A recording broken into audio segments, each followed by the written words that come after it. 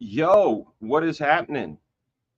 Uh, I hope everybody's doing great. I don't know what's going on here. Andy Smith warned me about this. I guess if you want to stream on Twitter, you also have to have a blue check mark. So, touche, Andy Smith, you were correct. Today's stream is brought to you by Lucky Buddha. He's a beer, uh, and he's lucky. And then also Noah's Mill. I hope you guys enjoy. Uh, so it's a chill stream. It really is. And what's going to be fun is we're just going to be going around the round and round and talking and stuff. And if you guys have maybe questions, like ask the chat, or chat asks us, go ahead and do it. There's four of us today because our good bros Billy and Aaron are in San Diego setting up for that crazy ass thing.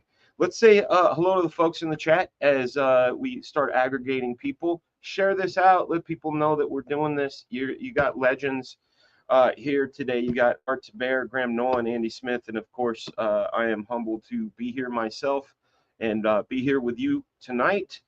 And that's it. So let's say what's up to Chris Thacker, my man Chris Thacker. He sent me some really great praise music. Thank you for that. Norin Rad Turbo is here. Carbon Dioxide here is here. Maromi, hello, sir. Good to see you. Asian the Time Outlaw is here. One Wicked Evo dropping bombs. Look at that. Look at that. Dropping bombs. Citizen Ronin, Robert the Bruce, my man. Hank Abbott is here. Kel Razor's here. It's Nolan. Yeah. Yeah, it's an Ask Us Anything show. I guess that's it. AMA? Is that what they call the kids call it? I don't know. Skibbity. Skibbity. All right. We got 56 people watching. As you do it, slap it up. Slap it up. Lather it.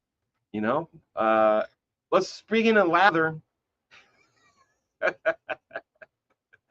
Oh man. Speaking of lather. I'm making my way through this damn shitty candy Art got me for Christmas last year. Hey. What do you have to say for yourself?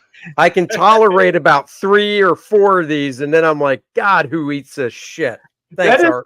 It's also the worst name for a candy. Like Good and plenty. You know why there's plenty?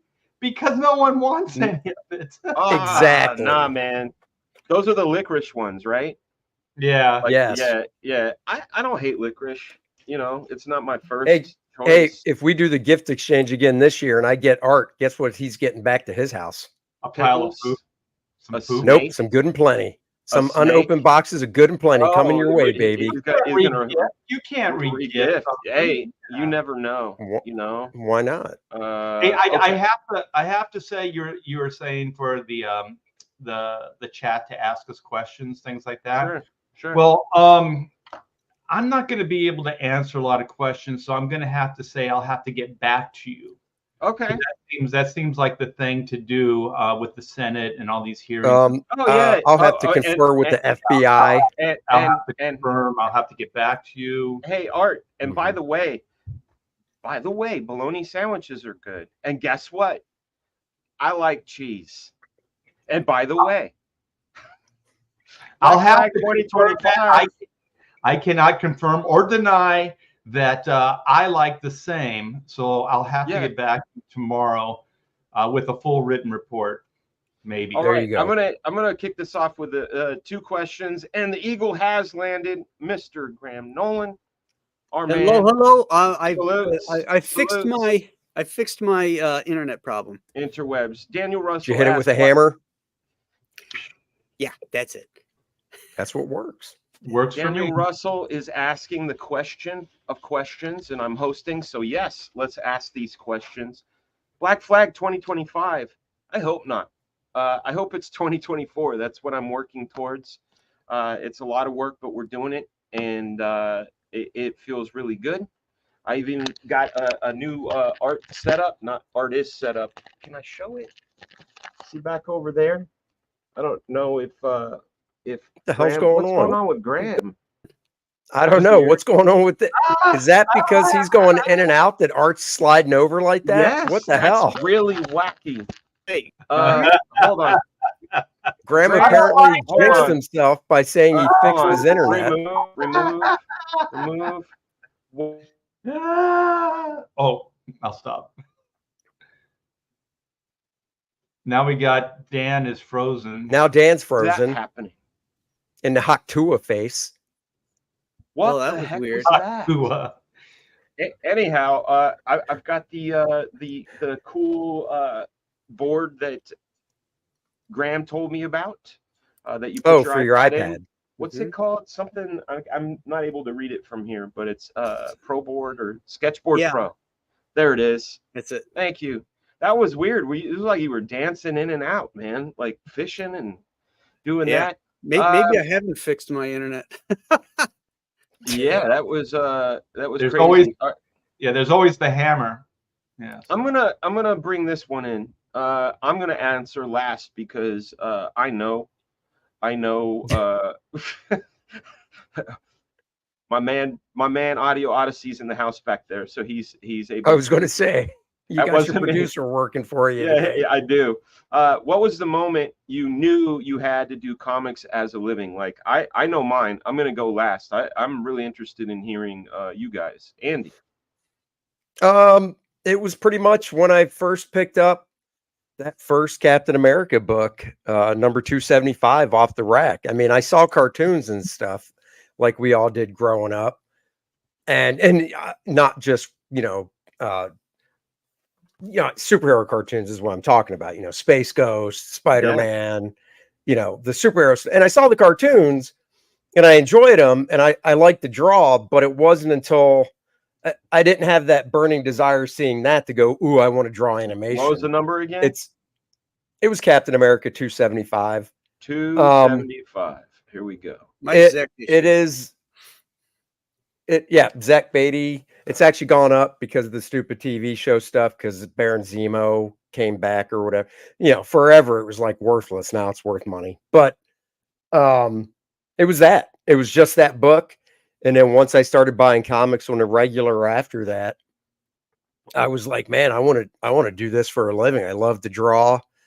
I like the idea of telling stories through pictures and stuff. And then just seeing the different styles that different artists had in comics, because it was a wide variety of stuff. So it wasn't just like, you're pinned down to this one style. That's it. So yeah, I mean, that cover, man, I saw that. It was at a 7-Eleven. It wasn't even a spin rack. It was just that flat magazine rack. Three primary colors. And it's leaping at you. Yeah. Like it wants to be in your hands. Man, if that knuckle was just over the A just a little bit, it would have gotten even more 3D. Let's get that super chat real quick, and I want to go through this book with you. So much talent on this panel. Damn, Skippy. Frega, I'm glad you are feeling better. Post your recent operation. God bless all of you. Thank you very much, William. Very much. Hey, Dan, I'd like to ask real quick, how's that neck scar doing? Is that totally done now? Healed up or? Yeah. You can, if you get up on it and touch it, you can feel like there's like a bit of a ridge to it. But it's even, I went and showed it my tattoo artist what it looked like. He's like, wow, they really did great. But cool. Yeah, it's all healed up. Yeah. Yeah, I meant to ask about that. So anyway. Yeah. All right. Yeah, so this was it. That book is just, like I said, that cover, and as a kid, I never even thought of this, but as an adult, I look at that cover and I'm like, those bullet holes behind him are really big. And how close was he to that wall? But it doesn't matter. But go back to the first page real quick. Yeah, this is 3D. That too. So I pick it up, 3D. I open it up, and I see that, and I'm like, what is this all about? So nice. There's some good drawing there too. That's pretty nice. Who's the artist? Yeah, that's Mike Zeck. Mike Zeck, yeah. Oh, I knew the cover was Zeck, but this looks more refined. Who's inking him? John Beatty. John Beatty, yeah. Yeah. No, his work on Cap was really different than his work on Punisher. Like it had its own thing going on. Just so look at these. Well, and this was before Punisher, so it's just one of those things where you just as he does it, he gets better and all that. Well, that was the shame of everything. There's a lot of book, wasn't it? Captain America. What's that? Wasn't that his first main book? Like no, Master of Kung Fu. Yeah, but that's like a C-list character compared to Captain America. Oh yeah, but I mean, he's still like when I think of somebody's first monthly book, I think of the amount of issues, and because he did a good amount of Master of Kung Fu. But I agree with you. I mean, Captain America, in regards to A-list character, this was it. His first. This was his big kick. It's like Jim Lee doing Alpha Flight before Punisher. Yeah. I just wish he was able to do storytelling on Secret Wars like he did in all his other work. Yeah, because Secret Wars, because Secret Wars was a toy line. Shooter wanted basically medium long shots for everything to show full figures. It's like, dude. Yeah. Man, this looks a lot like John Buscema. I mean, my goodness. That's not in his outfit for very long, though, huh? Not at all. Not in this one. Here he comes. Here he comes. Ooh, that's that bottom. Look at that last panel. Wow. Yeah. I see it, Andy. Whoa, look at that. I love that. Yeah, I see it. I see it. And that's when Bernie, his girlfriend, realizes Captain America is Steve Rogers. Steve Rogers is my boyfriend. Ergo, I'm sleeping with Captain America. Look how powerful that back shot is, too. Yeah. That's America's ass. It is. Whoa, man. And he just ducks out of the way and lets those jabronis go off the stage. All those boats go back. I actually ordered those boats. And were they like the size of like a roly-poly? They weren't even an inch. They were like the size of a dime. Yeah. But there was 1,000 of them or whatever they promised. Yeah. Whatever they promised. That's right. Oh, to the letter. There's all kinds of follow-up questions. So chat, you're gonna have to hang on because it's like we're gonna go around. Art to Bear, what was the thing that you went, no, I'm drawing comics. This is it. It's really strange because when I was young, I always liked to draw, and like when you're a young artist, you get attention at school, and the teachers make a big deal and things. So that was really like spurring me on early on, and I grew up during the wonderful world of Disney, and so Walt would go on, and he just inspired the hell out of me just to be creative. There were these Imagineers, there were these animators, there was this studio, there was all this stuff, and I was like, that's what I'm going to do. So I initially was thinking like animation. That's what I wanted to do.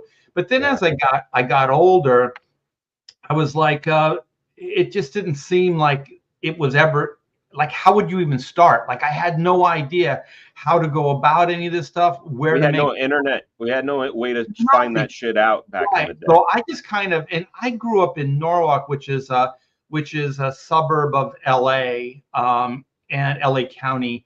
And the thing is, I may as well have been raised out in like middle America somewhere where there's no opportunities or anything, because I had no idea that like LA was like a half hour away. There's all this opportunity, there's all this stuff that I could have done that I had no idea even existed. So I was really kind of like in this podunk like little community that there were no dreamers, there was no opportunity. And yeah, look at that. And so then I just kind of gave up the dream, and so I always drew. I still drew just as a hobby, but I didn't pursue it.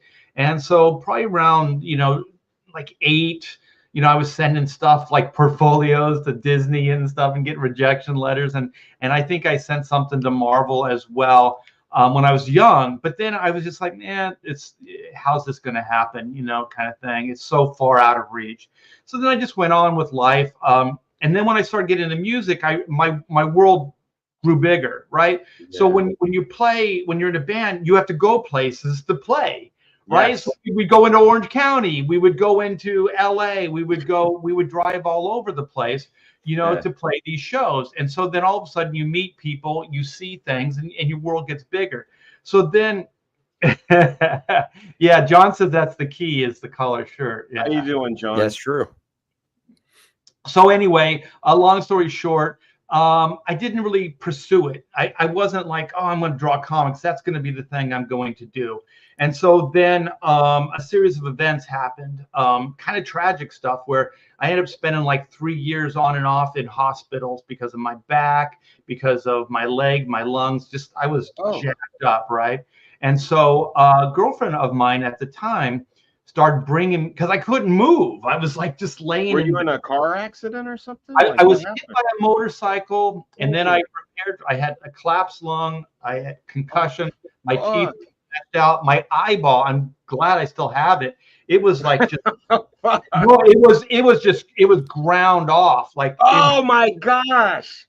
Oh, it actually was. Wait, so what were you doing? Just walking in a mud? You weren't in a car or anything. No, I was just a pedestrian. We were up in the mountains, the Angeles. Really? Yeah. Summer, my graduation year.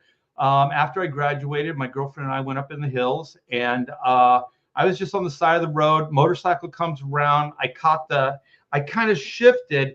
My leg got caught on the peg of the bike. It swung me around. I hit the handlebars, that's what knocked my teeth out, and then I was just dragged and then thrown. Dude, outside. you have escaped death in so many ways. No doubt. It's like you have 9 lives. But the thing is, that eye scared me because it was red. Like there was no eyeball or anything, and the doctor was like, it'll grow back. I was like, okay. What? Wait a minute. You had to have had an eyeball. No, it was there. You still do. It was just like ripping the skin off of your face. Yeah. So it took the superficial part of the eyeball off. And look at now. I feel damn. No way. That's funny. I've never even been asked that before. That's crazy. The one thing I like it. in the last year, and it's probably because of the more gray coming in, I haven't been asked for my ID anymore. Like, they don't do it anymore. Oh no, I don't get carded anymore. Yeah, and I'm like, aren't you gonna card me? No, you're good.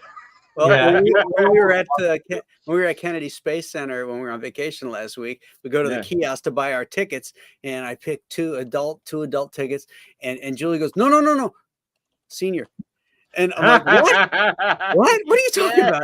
She goes, senior, it's 55 and up. I'm like, oh, and it's a lot cheaper. Senior it is. Wow, I didn't know I was that close to getting discounts, man. Yeah, I love that now. Like, I'll ask for it. I have no shame. It's like, can I get the senior discount?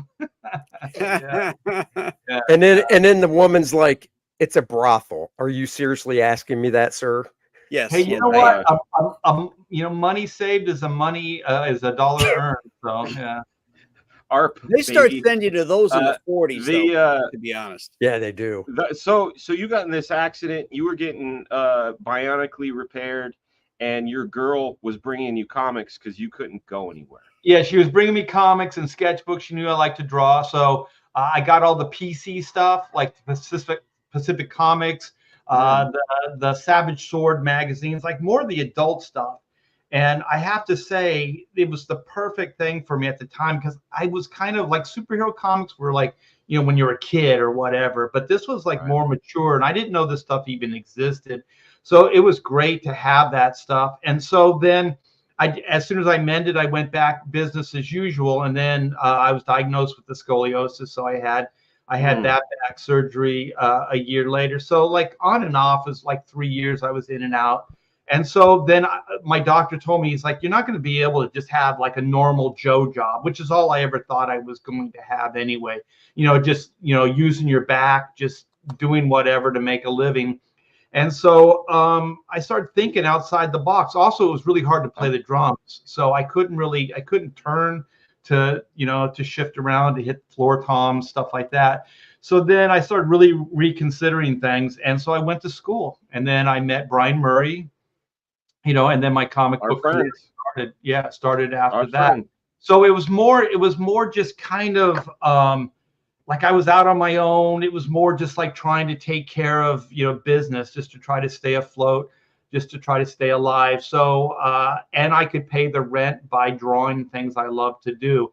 So then one thing led to another, and then comics work started steadily coming in. So you just go with the flow. It's like, well, this is paying me, steady money, and I'll just keep doing it. So I always loved the art form, but I never really actively pursued it as an adult. It's just kind of like things just kind of pushed me in that direction. It's amazing. Cool. I love that story, and that's why I like these questions. Chat's confusing due to simulcast streams. I don't know what that means. I don't either. Why would it be confusing? I'm not sure. Not sure. Don't know. Maybe there's some coming in from X, some coming in. I don't know what the chat looks like on YouTube. I think YouTube would look like YouTube, and X would look like X. Yeah. And if you look, But you're not streaming on X. No, I'm not. But Graham is. Yeah. Oh, you are. Oh, okay. Yeah. But all the chats are from YouTube. Yeah, that's what it looks like. Yeah, I don't see anything from X. Yeah. Exactly. Well, that's what the reason I like people asking questions is. I've said this before. Being part of the professional show is still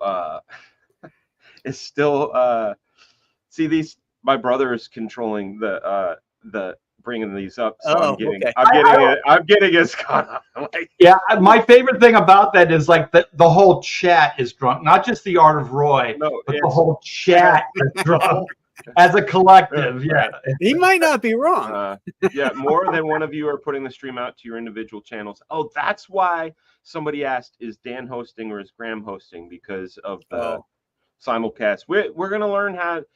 The bros are going to learn. If you want to make it really confusing, I'll click that button up there too. Then we'll really confuse people. And then I'll do it. Why not? Do it. No, but the reason I love this show is I'm still a fan. I still love comics. Fortunately, that we have all these great older comics. And the other piece of that is I get to hear about stories and comics from you guys that I wasn't aware of. And, I've been loving comics for a long time. Graham, you're sharing your screen. Do you want me to pop it up now, or do you want to give it a little bit of an introduction? Let me just give you a little intro to it. I knew I wanted to draw comics when I was 12 years old, when my teacher brought in a stack of comics for the kids in 6th grade for when during recess or after tests and stuff, they could read comics. He was a big proponent of that stuff. That teacher, introduced me to rock and roll, the Beatles, Elvis, and comic books. So I'm really indebted to him for that. And so one of the comics that came in that group that he brought in for the kids was the one that I'm sharing, or you will share right now. That is Justice League 111. It had all these characters that I knew: Superman, Batman, The Flash, Aquaman, Green Lantern, and then some that I didn't know. Bright colors, great. The artwork was Dick Dillon and Dick Giordano. Then it had all the like Golden Age and Silver Age stories in there too, because this is those 60-cent giants. And this comic just lit me up. It's like, oh my God, this is where these TV shows come from. The Batman TV show and right. Superman, the Adventures of Superman, all that kind of stuff. And so that was it. That was the comic that got me going. Because then after I read that, then I went to my local like luncheonette in Long Beach, New York, and saw the spinner rack for the first time, and that's where I bought my first Fantastic Four comics and my first Amazing Spider-Man comics and all of that stuff. But it was all because of this one right here. Oh, that will definitely do it. Those, and then the introduction to the other comics as well. I just fell in love with comics, and I like to draw. I had been drawing before that, because I was a monster kid. I loved monster magazines and monster movies, so I would draw that kind of stuff. But this kind of like gave me a focus, because there was no money in drawing monster movie images, but Yeah. I figured, you know what, somebody's getting paid to do these comic books, so it might as well be me. I think the Justice League of America was brilliant because if I had never picked up a comic before and was aware that there was a Batman and aware there was a Superman and Wonder Woman, but that was about it, peripheral, animated shows, TV shows, and I saw this book, I would just be, especially if what was inside was really good, I would pursue every single one of their individual books. You know what I mean? Like Sure. brilliant. Oh, sure. Well, I did. Yeah. I mean, because the first thing I went out and bought was Action Comics, Detective Comics, Batman, and Superman. Yeah. No Green Lantern? Green Lantern wasn't being published then. He was a backup. He was a backup in the Flash. Okay. See, I don't know my DC. Yeah. My DC history is Same thing with Aquaman. He wasn't being published then either. Okay, so these guys were kind of like guest stars. Well, no, they were and regulars in Justice League, but they didn't have their own book. I mean, Aquaman was I think a backup in Adventure Comics. Adventure, yeah. Was that the Arrow stuff? Well, it wasn't at this point. Perro, I think, was doing the Spectre at this point. But then when they canceled the Spectre and they brought Aquaman as the lead in Adventure Comics, that's when Perro was doing that. That was great stuff. Yeah. And this title was just called Justice League of America. It wasn't like, because the thing that it really still confuses me about DC Comics is like, you're looking for something, but it's really Star-Spangled Stories, and you think it's something else. You know what I mean? Yeah. So, but this is JLA, Justice League of America. Yeah. It's weird. Marvel had some of those things too, like Journey into Mystery. Like they had titles, but they kind of ditched them pretty early on, right? So it's like, Thor got his own book pretty quick. Iron Man got his own book pretty quick. So those books exist at Marvel, but I don't remember them being around as long as the DC ones. Well, Marvel didn't get rid of them and give those guys their own books until they got the new distribution deal in 1968, which allowed them to put more books on the stands. So that's when Tales of Suspense ended, and Iron Man got #1, but Captain America kept the numbering. Captain America kept the Tales of Suspense numbering. Right. Yeah. Well, didn't the Hulk kept the numbering too? Yes, Hulk kept the numbering of Tales to Astonish. And that's what Mariner Hulk was called in the beginning.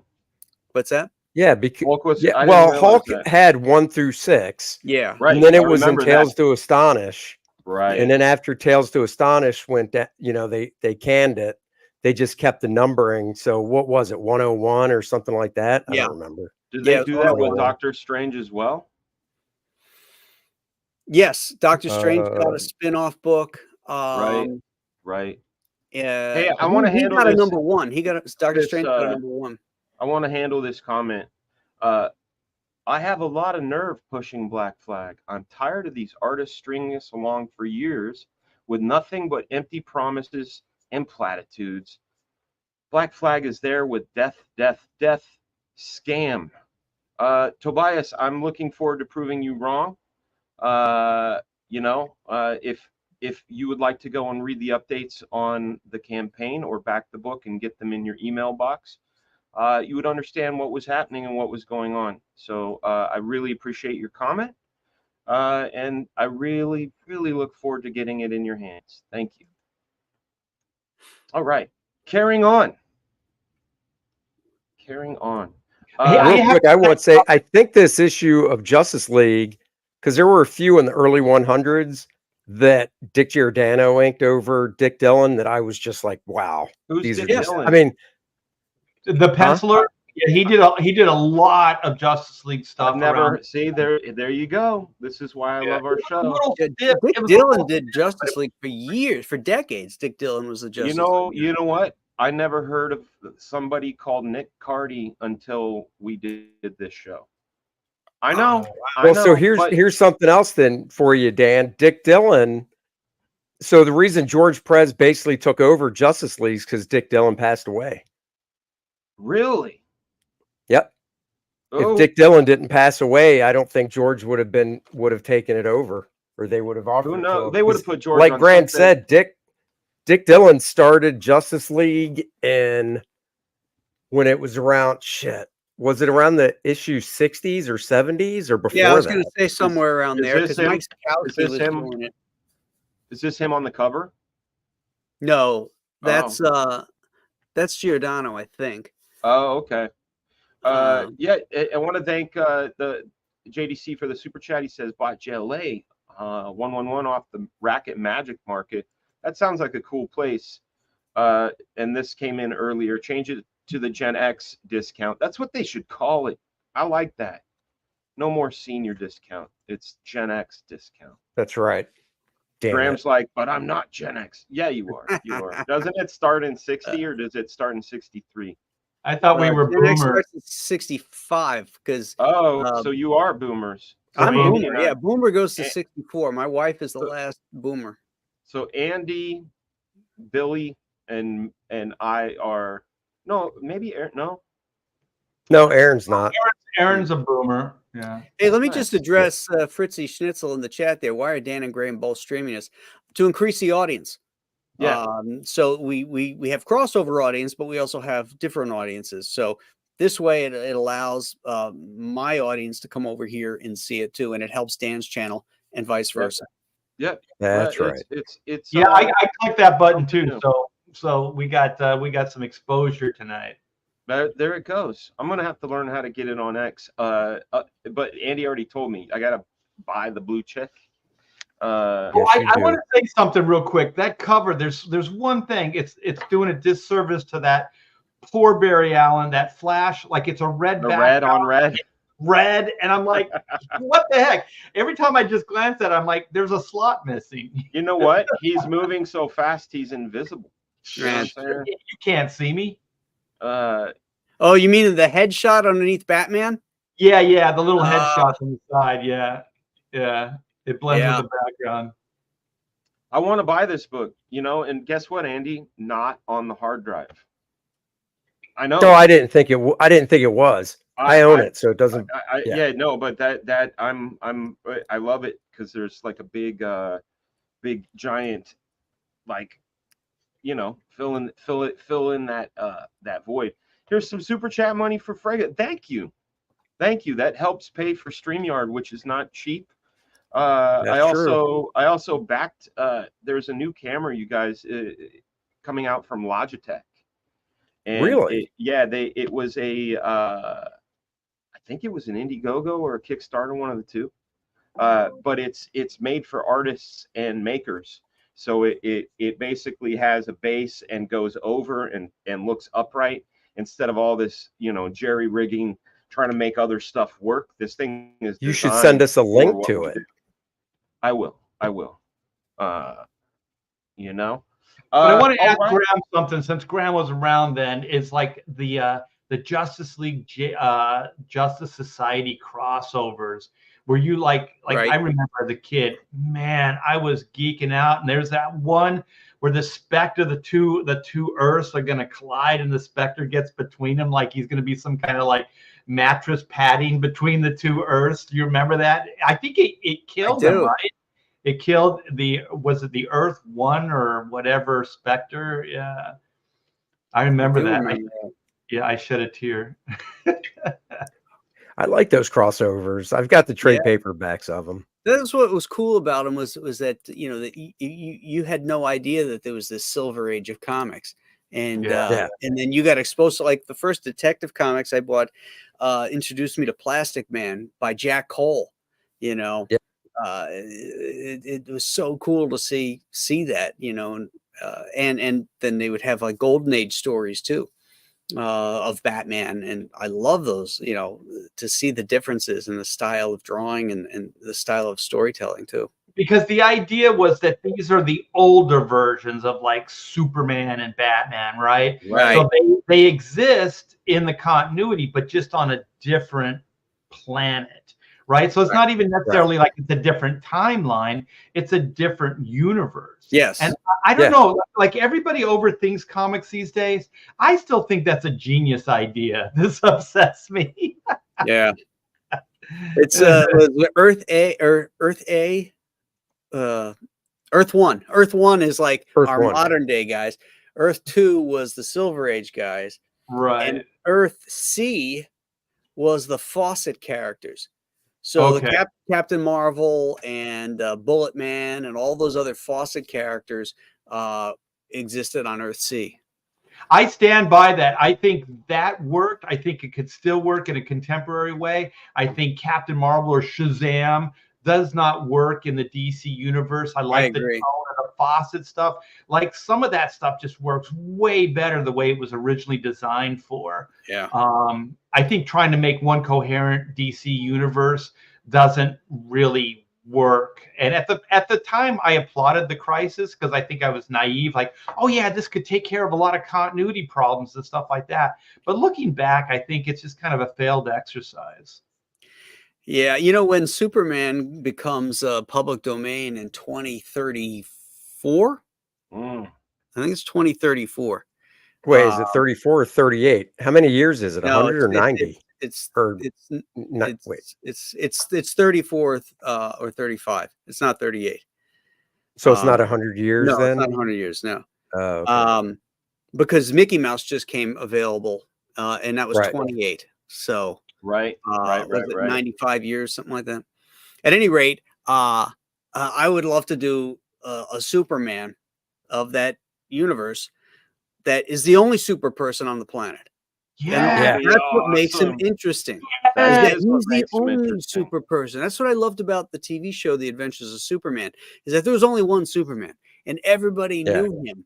But what about in a world where they don't know there's a guy who's super, and then he manifests himself and he shows the world, and all the distrust that's going to happen with that, and then he has to prove himself, and that's why he has a secret identity, so he can live a life, because he was raised human, live a life in humanity, that kind of thing.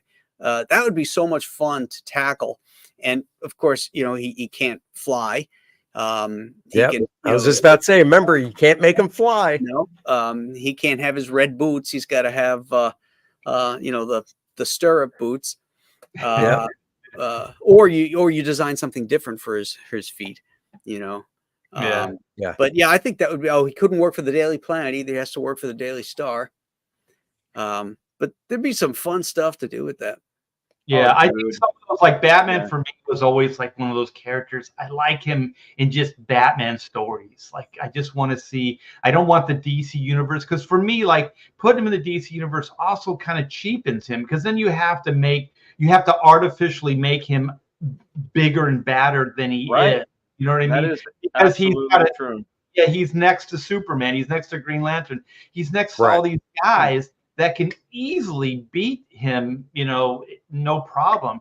And I always thought, like, when you start doing that, you kind of start cheapening other characters, and then you have to start writing them in a way that, like, Superman can't be Superman. You have to play him down so then Vixen looks cool, or Giant, or what is it, Vibe, or Vibe looks cool, or Gypsy, or whatever. Some of those D-list characters. Characters, yeah. All right. So for me, I liked comics. I collected comics. I didn't know you could do it as a job per se. Yeah. The first person who I recognized as an individual that had done comics was John Byrne. It was because of this Marvel Universe Handbook number 5, and it seemed like all my favorite ones were drawn by this guy named John Byrne. They had like an index. You can go, why do I like this? Oh, that too is John Byrne. Oh, that too is John Byrne. This I like John Byrne. So from that, I found out about comic book shops, and I bought a bunch of back issues, but it was one image, one singular image that made me say, no, I got to do this I got to do this. And I hope you're going to show us. Is this? Oh, yeah. This, I didn't buy number 1 of Dark Knight. I didn't buy it. The lightning bolt with the Batman jumping, that didn't I went, oh, cool, a Batman story, right? Yeah. This made me go, back the fuck up, pick it up, and go, this is number 2. What the hell? What? And I just stood there in the shop going, you can do anything with superheroes? You can, no, I mean, seriously, you can tear their clothes. No, I hear you. You can beat Batman's face up. He looks gigantic. He's contained by the edges of the cover, and you know, he's bigger than the cover. He's all squished in there, and I remember. Uh-oh. He froze. It's not me this time, folks. Nope. It's him. I mean, I remember I bought these right off the stands when they came out. I still have the originals that I bought, you know, the original 4. I sold them. Did you? Yeah, I sold them because the hardcover came out and I bought that and got rid of the originals. Man, mine are mine are so cultivate a young. They're all worn out. There we are. We're back. There you go. My Wi-Fi went down. Must be catching. Yeah. It's weird. My Wi-Fi down. Wi-Fi down. Yeah. Hulk smash. But yeah, I remember showing this to my grandpa, and you know, he was born in 17, so he was, you know, by the time Superman was out, he was already, you know, past all that, and you know, the guys he wanted to be like were guys like Milt Caniff. That's how I knew about Milt Caniff, was my grandfather.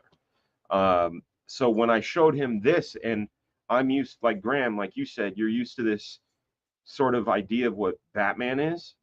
And for me, it was the Super Friends and the pajamas, you know, the you know, the running with the cape and the Taco Bell glass. That was Batman. This guy looked fallible, you know, like he looked like he took a beating and that maybe he may not win. And like it just, this image shattered my brain, and there was so much.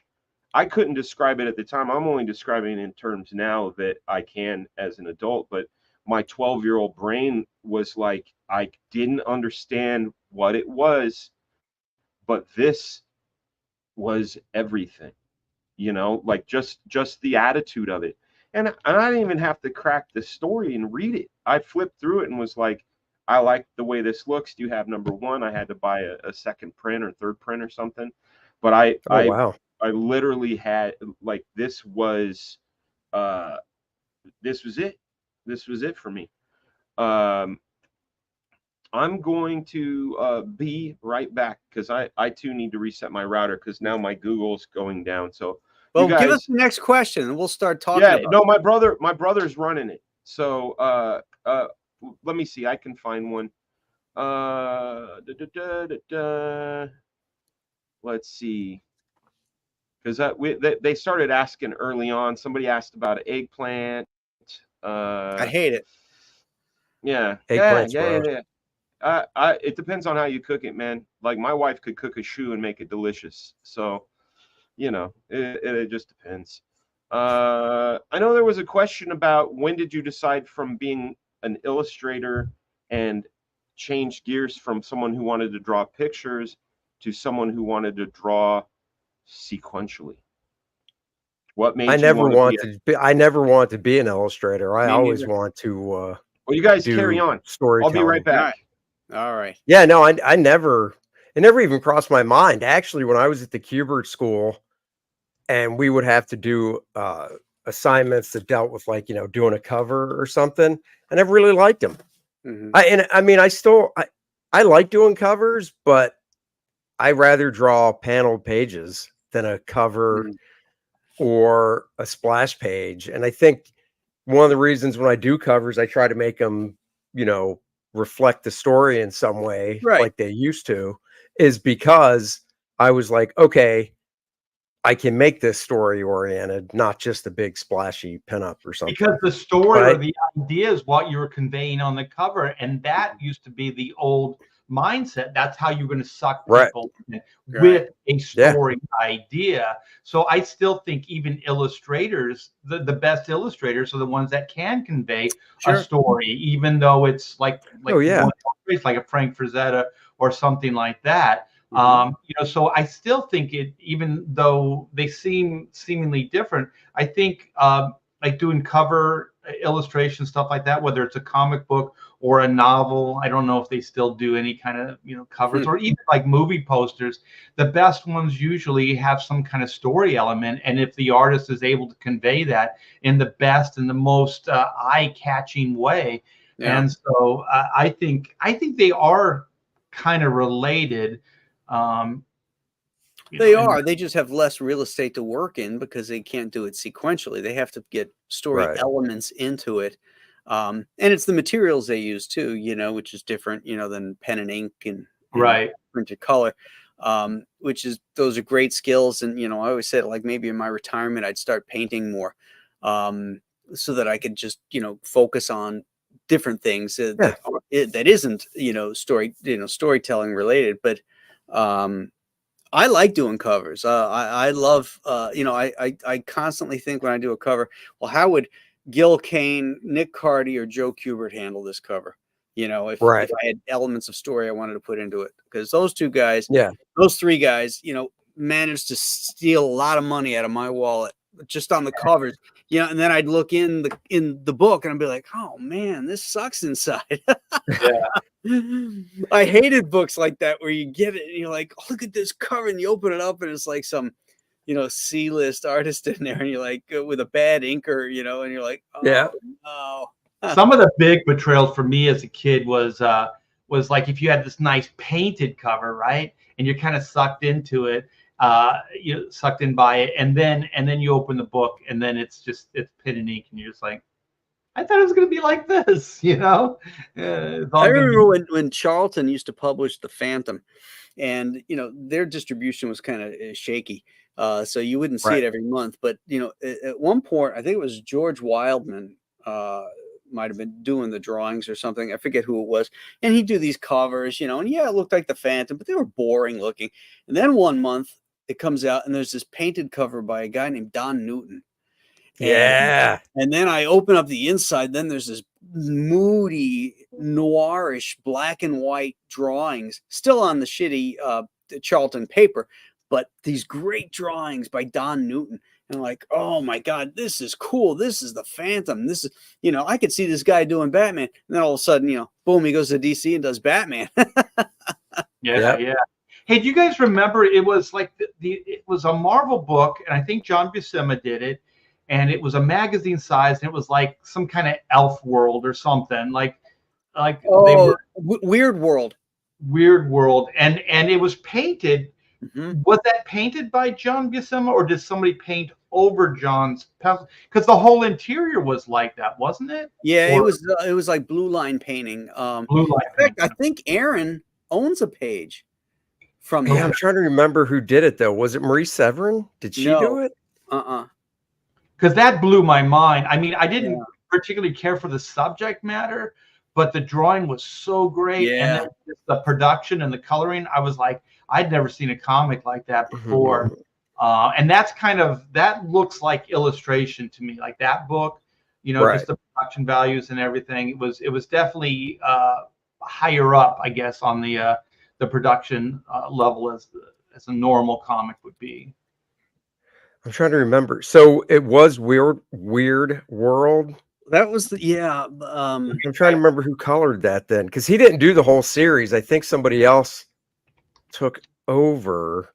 It was a series, or was it just a one shot? Oh, it was from Well- from Marvel Premiere. It was called Weird World. Hold on, let me share this. Is this it, Art? Hold on. Well, Oh, we shit. can't share anything Wait, until. Dave, can you Well, share? actually, no. Can you His share? brother can. There Yeah. it goes. Thanks. Dave. No, they were like, it was a magazine size, and they were like those are L's, but Yeah. gosh, what the hell was it called? Yeah, but that might have been a reprint. What you're showing there, it originally could have been Right. magazine, because Yeah, I the think I have that trait. kind of look familiar. Let's see if it tells you who did it. Name, okay, look, creators and appearances. No, that's not it. That's 2015. That's the wrong one. Oh, by the way, Dick Dillon Dummy. did Justice League from issue 65 to 183. You know, Wow.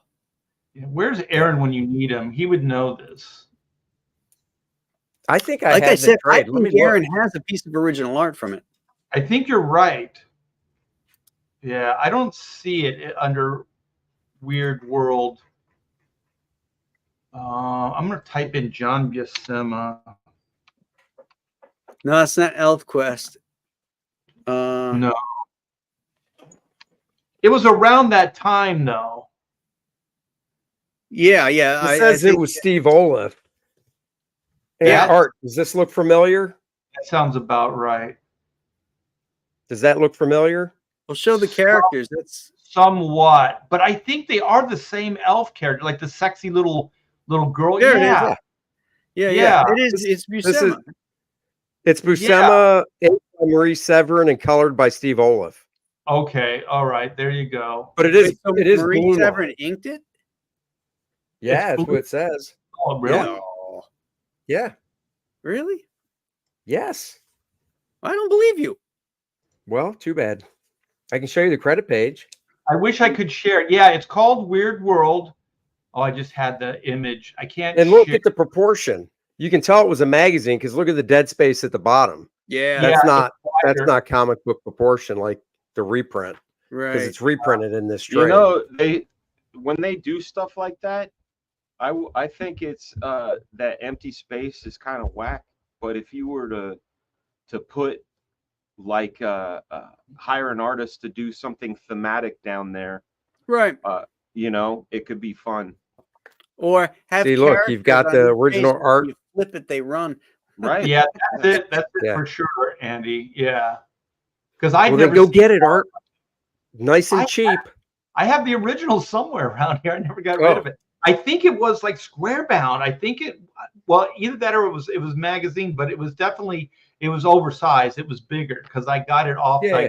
Remember, like Marvel, they had the racket at the store, but then they also had their magazines. They were over there with like Time and Playboy and all those other things, and wrestling magazines and the monster magazines and all that stuff. Yeah. It was originally printed in Epic Illustrated. That's why. That's the magazine. Epic Illustrated. Okay, there you go. Yep. There you go. So Victor Shade says Marvel Comics Super Special 11. I wonder what that was. Super special. That could have been there's some Mike Klugen here as well. Yeah. Hey Dan, by the way, Dick Dillon drew Justice League of America from issue 65 to 183. Holy shit, that's a run. There might have been a couple fill-ins, but overall he was the guy. Wow, that is a run on a run, man. Holy smokes. Yeah. Holy smokes. Why my comments aren't loading when a new one comes, it just is stacking and it says new comments. Very strange. You know, when you type in super special, the Kiss comic comes up. Yeah. It will add a number 11 to it. Oh, that's weird. When I look up super special, pictures of Richard Simmons pop up and stop. And Paul Lynn. Paul Lynn. We are family. Yeah. We are family. What were we I know. What question are we dealing with? Are we dealing with the what made you want to tell stories? I think we did you want to do stories or illustration? For me, I mean, I like drawing, and of course, I was hit over the head with illustrations. You know, some Zach G.I. Joe covers, Rick Leonardi's. It was his Cloak and Dagger that really hit me. Yeah, that hit me over the head with beautiful inks by none other than Terry Austin. But what attracted me to comic books the most was necessity being the mother of invention. When you're a kid who is in, you know, I don't knock at my parents. They kept us fed and healthy and all that, but we didn't have a lot of stuff. And when it came to anything that we wanted in additional to like clothes on our backs and food, we had to go kind of make it happen for ourselves. So what comics represented to me was a pencil and a piece of paper is so inexpensive, and you can have a world and you can control it.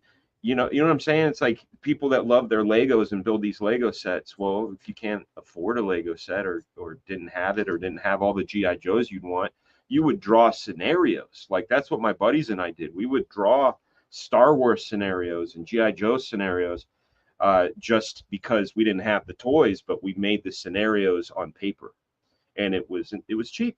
That's essentially what took me that way. And then, of course, I got bit by the storytelling bug. I read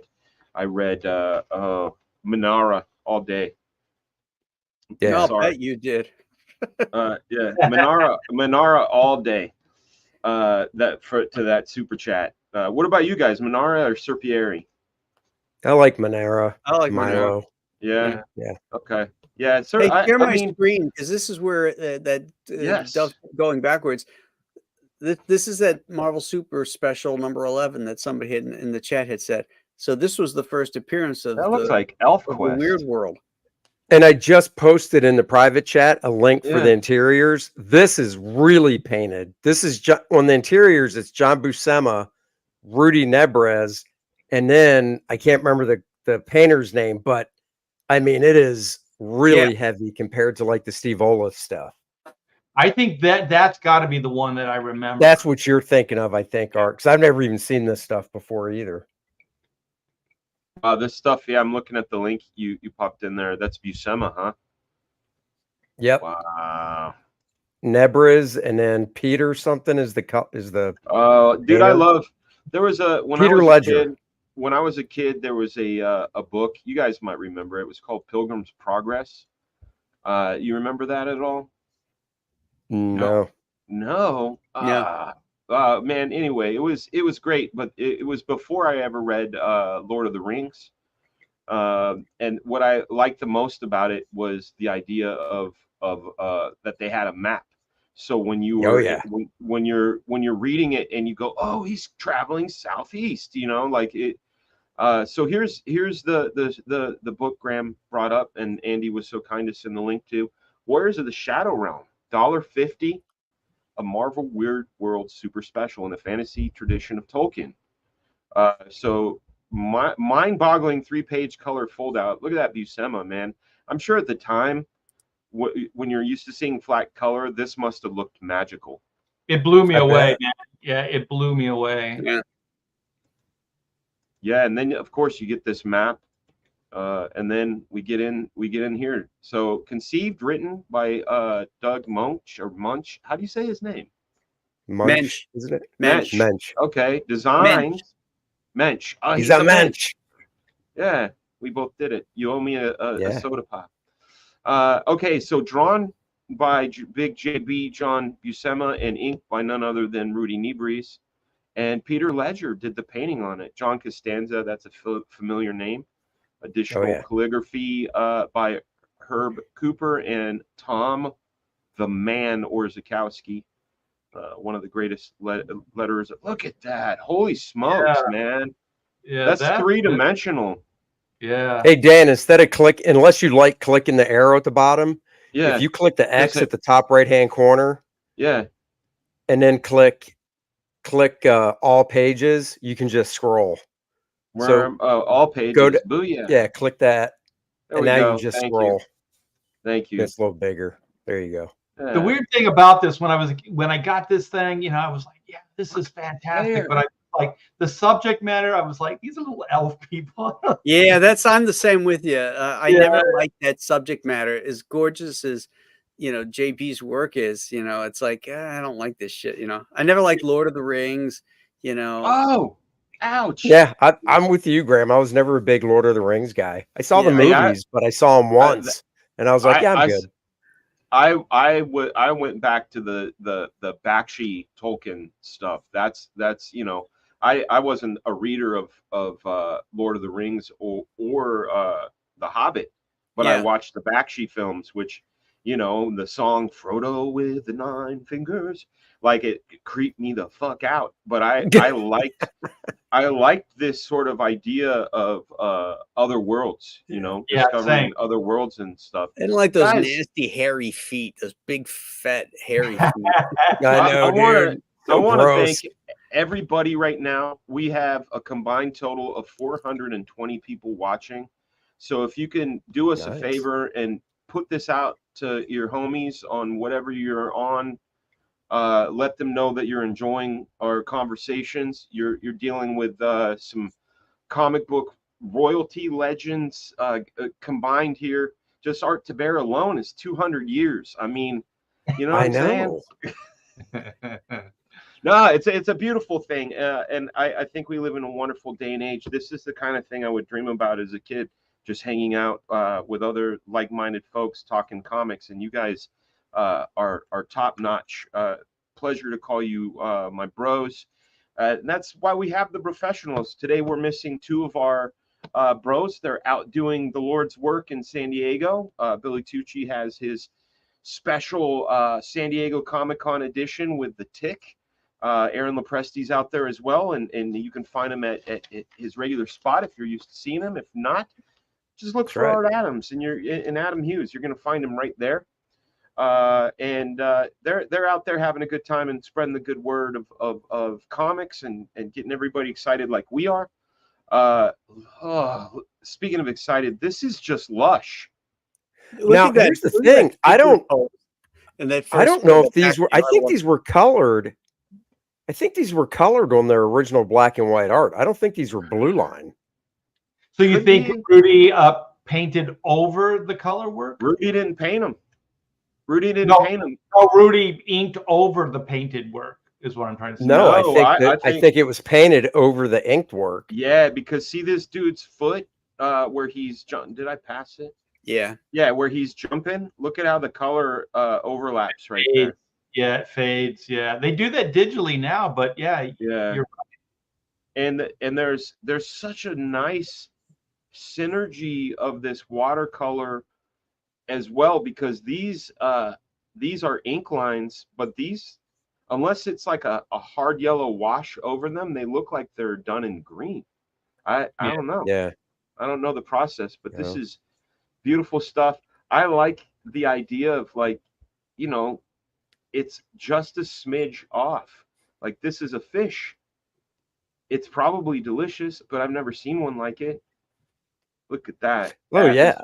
I mean, I think the backgrounds and landscape, like, I don't care about the whole elf type thing, but from the art standpoint of the imagery of the backgrounds, the trees, the creatures and stuff, I'm going to actually look for this magazine. Yeah. just I like to own it. When you're a kid and you're looking at the details, like, why is this so different? Also, there's no like hard borders, you know, around images and stuff like that. So it's except that one. no, yeah, right, exactly. It goes in and out of like some hard borders and some not. Yeah. Can you guys see my mouse when I'm mousing? Yeah. Yes. Look at freaking color just here. Yeah. Yeah.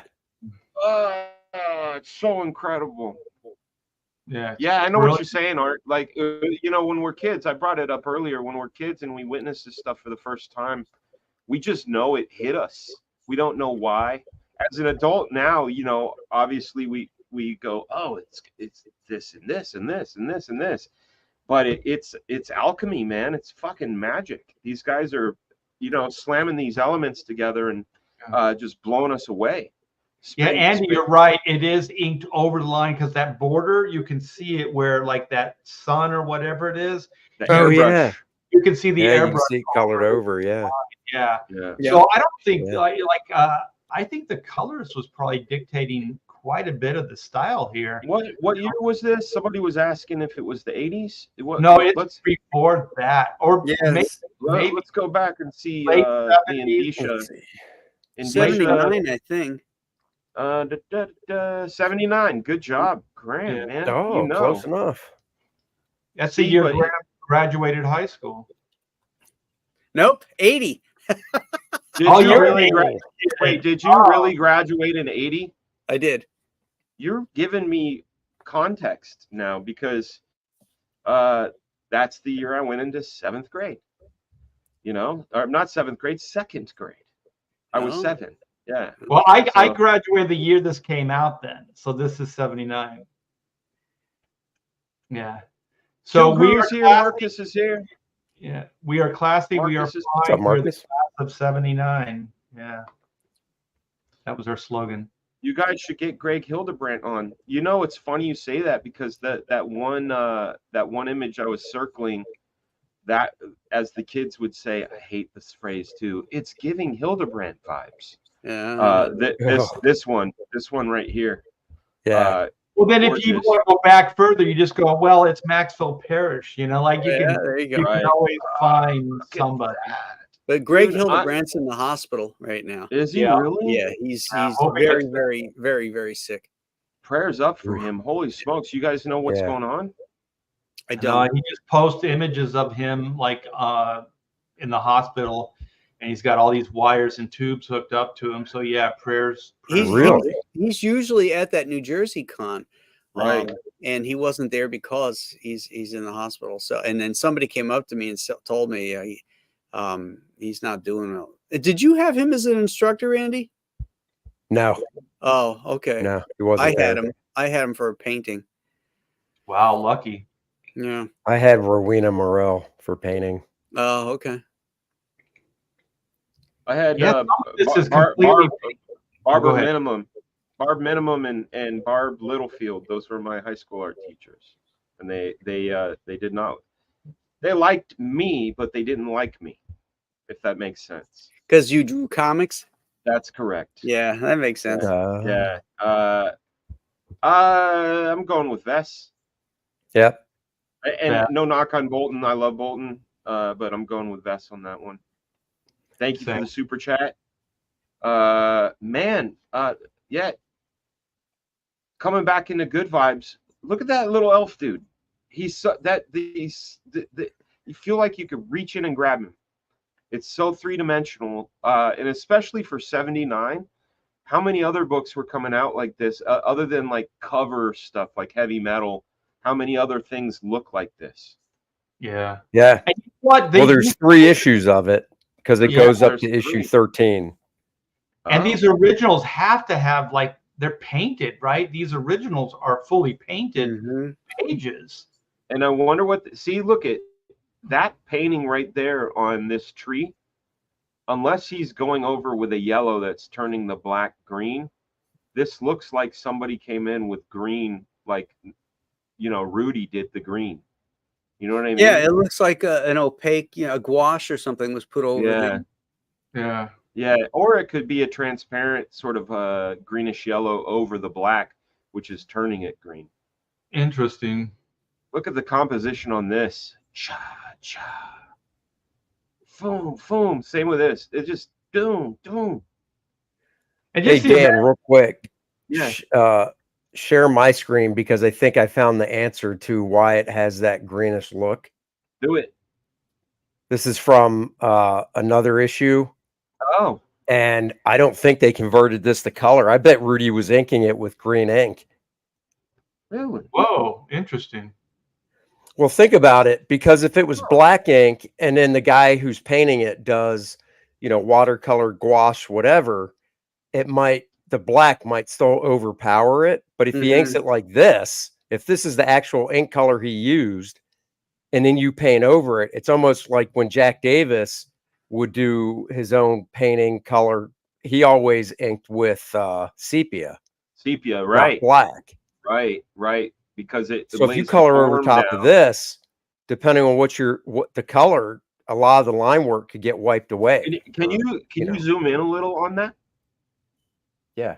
That guy's just a relaxing guy with a bird and mushrooms and a toad. Look at those great ink lines, though. Yeah. Look I at know. that tree. Yeah. Those Filipinos had the comic business in a chokehold back then. Yeah, they did. Look at that. They were bringing a new game to town. I Yeah. know. I Just look at the grass and everything. Yeah, I mean, look at that grass. This is issue 3.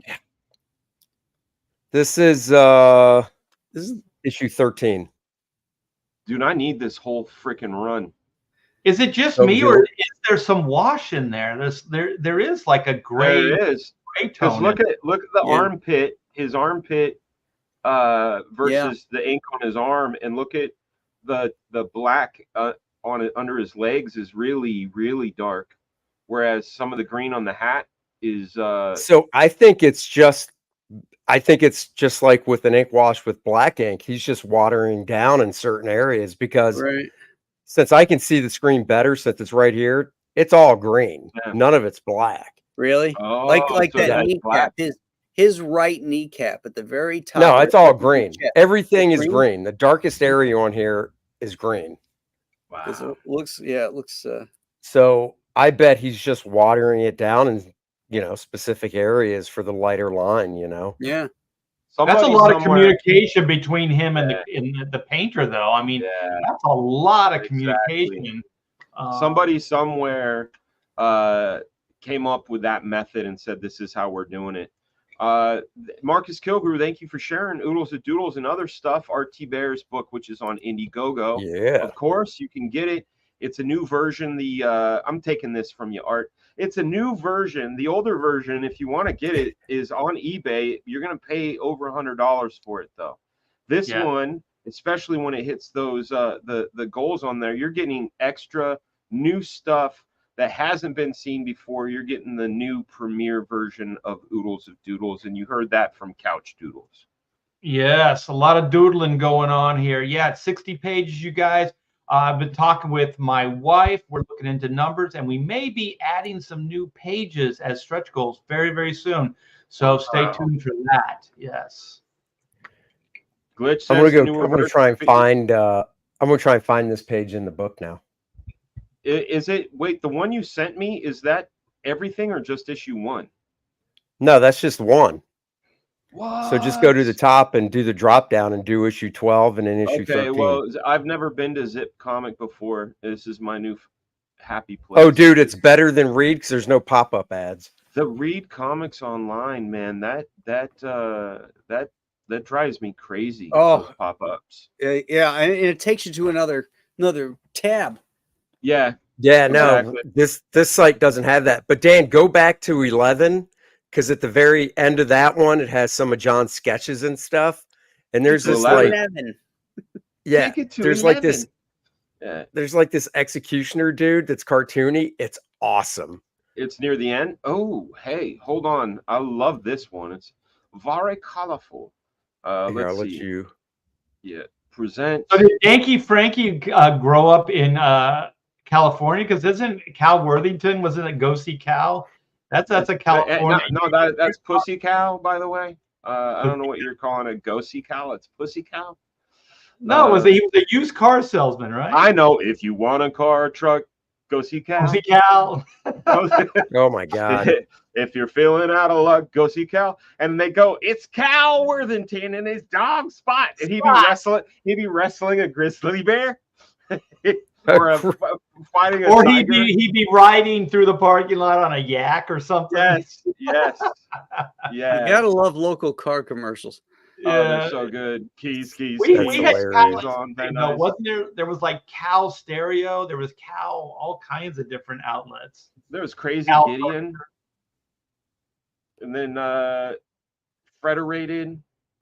Frederated, yeah, Frederated. Look at how gorgeous this is, man. Like the flow of everything. Oh, that's It's all just- Rudy, isn't it? Is it? Oh, Even knowledge of his the That art. Oh, page looks like it. I don't think that's. Oh, it Johnny's. is. It says Rudy. Yeah. Yeah, he may not have colored it, but this is pretty damn fab. You said it's near the end? Oh, here Yeah, we keep go. going. What lurks ahead? What head lurks? Dude, that page I just showed you isn't in this stupid issue. What the hell? That guy This is coming in the cool. doorway looked like Stromboli from Pinocchio. Yeah, these are great. You could tell he was loving this. They all were. Oh, yeah. Look at the amount of attention and detail going into all this stuff. Yeah, just the extra care, because If this was like a superhero comic like Thor, you would have got that line, but not all of this business. Mhm. Oh, it's so lush. And Look the at that. Look cartooniness, at that. the cartooniness is it's just so good. He's so Yep. talented. Yeah. You know, she cooks babies in ovens. That's Wait, right. What? She What? look well. She There you just go. looks Look at like- that dude. Which guy? The actor, the Yes. executioner. Yeah. There's a little bit of Skinny Jack leg. Davis going on, like Yeah. like Wally Wood, Jack Davis. Yeah. You know, So great. Hey, who was the guy that did the fairies book? And Brian Froud? Proud. Yeah. And his Proud. kid Toby was the kid Toby was the baby in Labyrinth. Who Yeah, then but he did all the stuff for the Henson Group, right? Like, yes. Look at that. look at the hippies. Look at that. Look at Rudy, dude. Check out Art of Roy's comment about how it was done. Hold on, I'm trying to find it. Oh. Just read Rudy inked this book twice, once over the Twice. Once over the pencils. And then he inked it again Oh. over the painting. that makes total sense. Well, that's what I was Uh, saying earlier, that he was inking over the painting. So you think it goes So back the- and forth, though? So it's two. So he probably did the green pass, got it colored, and then did the black pass. Man, that is a lot of like teamwork and getting on the same Look at page. these guys, though. Look at Rudy's the only guy that seems like he had a bad lunch. You know, That's because he Dude, inks the damn Rudy, thing the twice. thing is, Yeah, the that's thing right, is, as Graham. old as Rudy is now, he still looks Yes. like that. Like I could tell He that's does. Rudy. Hey, Oh, is he still Tagalog. alive? Yeah, Yeah. dude, he's still around. Him and Nino, man, so good. Yeah, Nino is great. Nino is really good. I got to go out to dinner with him and his wife at some What? show. Cool. So generous, man. And he does a lot of stuff you don't know. Like he works for Disney, he does all kinds of like atmospheres, environments, character wow. designs. All like what was that one? Pirate. It was based on the oh my gosh, what was it called? Treasure Planet, I think. He did a bunch of design work for that movie. It's Dan. So you know the Frozen. other interesting thing about this, if you look at the credits, you know they do credits usually in order of work, and it's John Buscema, Peter Ledger, the painter, and then Rudy.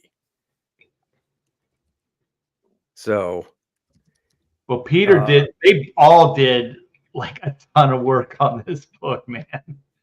well, let's be real. John was probably like, "How many pages you need? I get this done for you in a week." Yeah. You know, he wasn't doing full pencils. Now when you got Rudy and this guy doing this painting, John's Yeah. like, I can get this done for you. I like the colorist is really smiling because he hasn't been beat up by the industry yet. No, Yeah. you can tell. And the irony is John Buscema's smiling. Yeah, that is well, Yeah. kind no, of because correct. dude, he's got like, can you imagine? J-Bot, what up, J-Bot? Will Perdomo just mentioned you via text. That's where my eyeballs were. What up, Art Jedi? This book is called Warriors of the Shadow Realm. Shadow Realm. And Well, it's actually Marvel Super Special number 11 if you want to try and search it. so let's write that down again. Say that again. Marvel Super Special. Number 11. Super Special.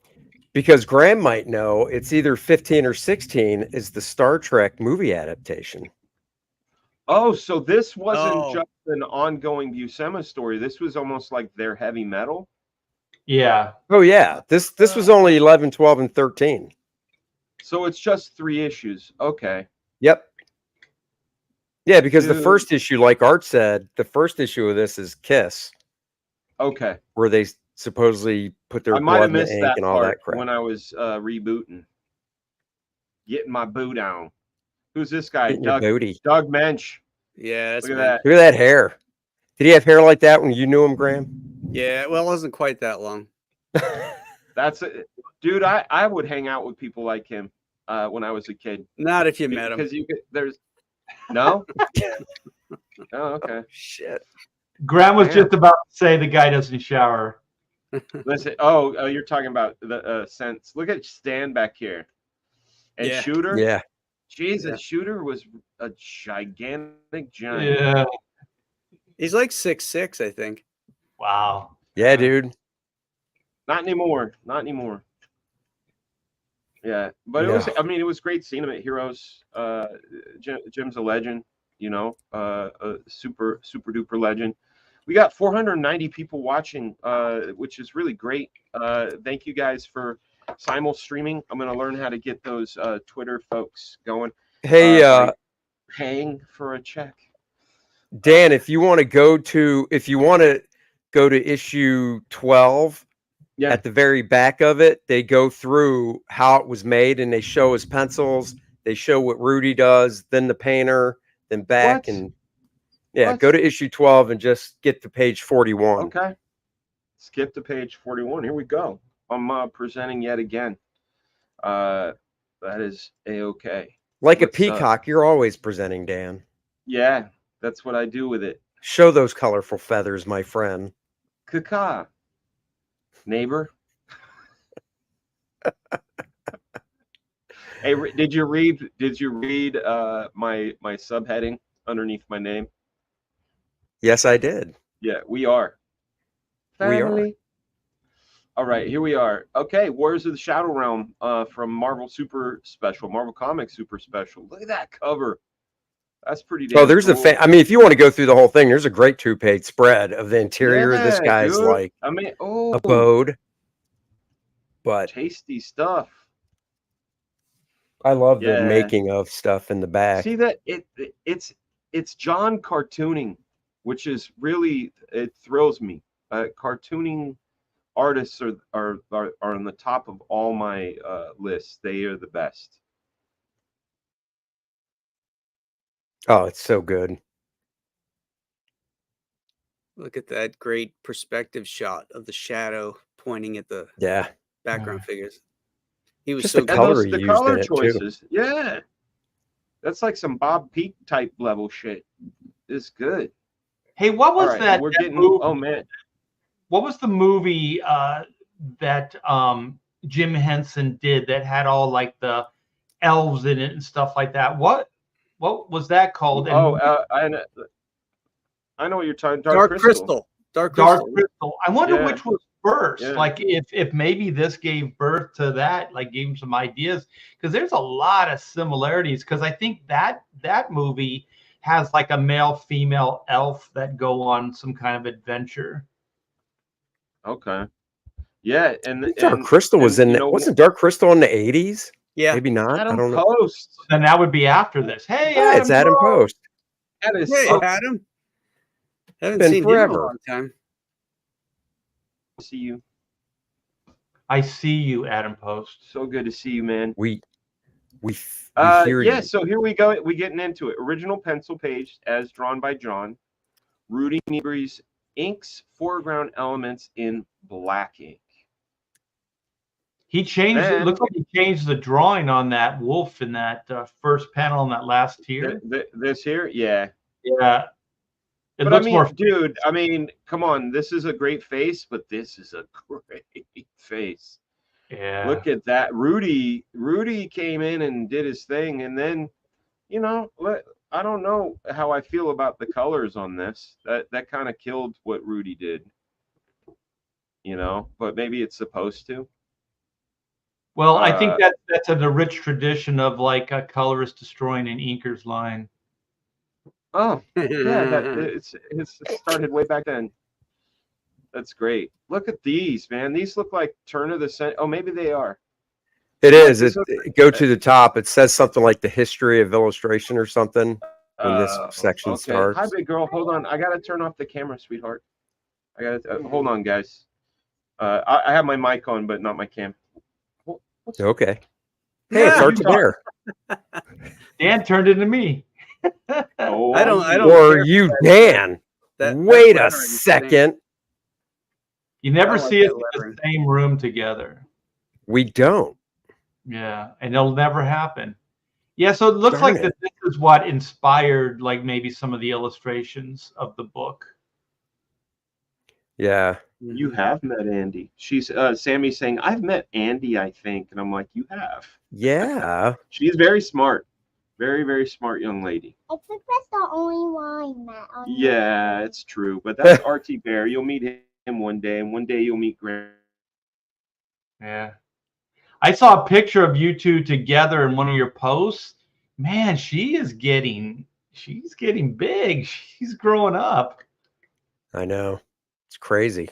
Yeah, I was surprised because I think the last time I saw her, she was just this little thing, and now she's looking more older, wiser. Yeah, man. Older, wiser. The kids are growing too fast. The only places I see my age are in my children and in the mirror. You know what I'm saying? There you Every go. other place. I'm working on the body part. I'm back in the gym, trying to make Graham Nolan proud. Oh, you back up early in the morning hitting the gym? Yes, I am.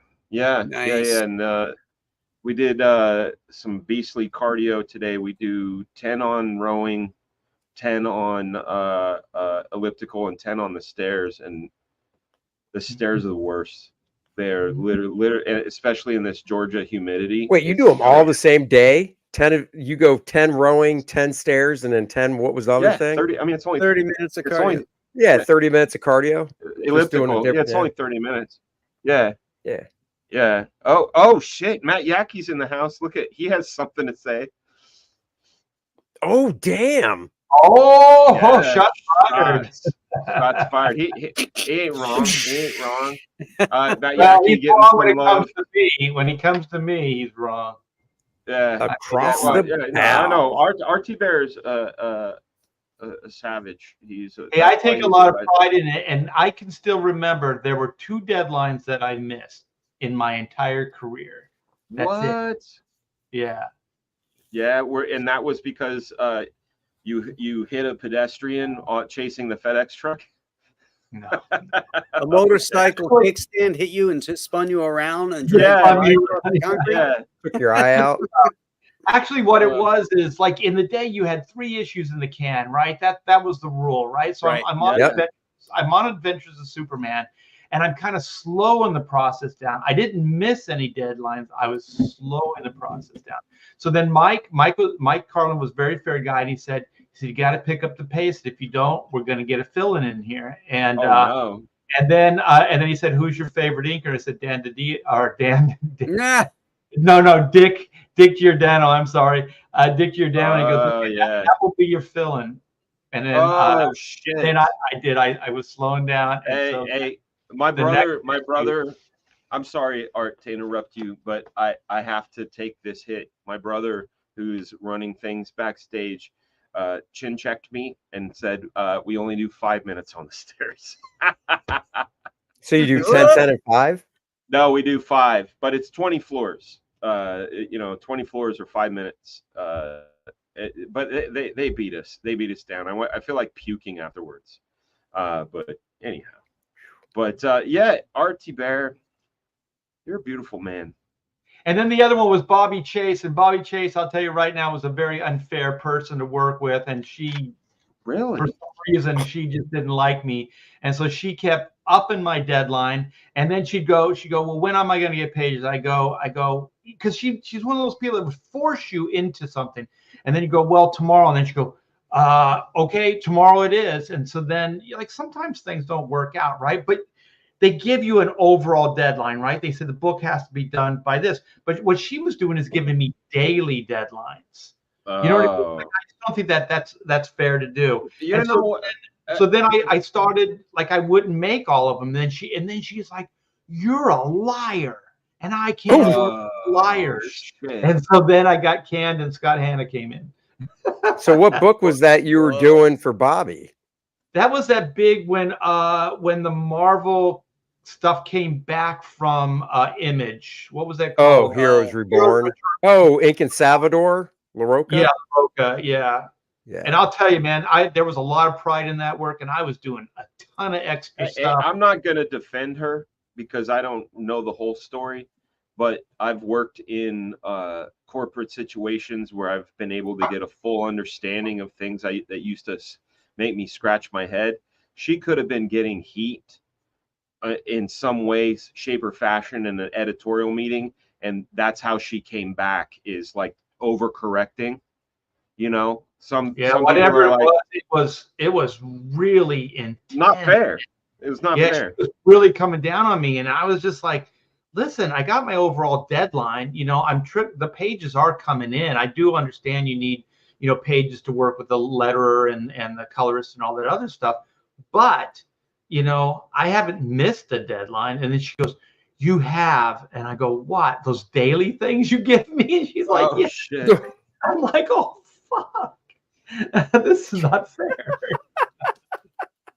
You have. And then Art comes back with, those daily things. Yeah, those daily deadlines.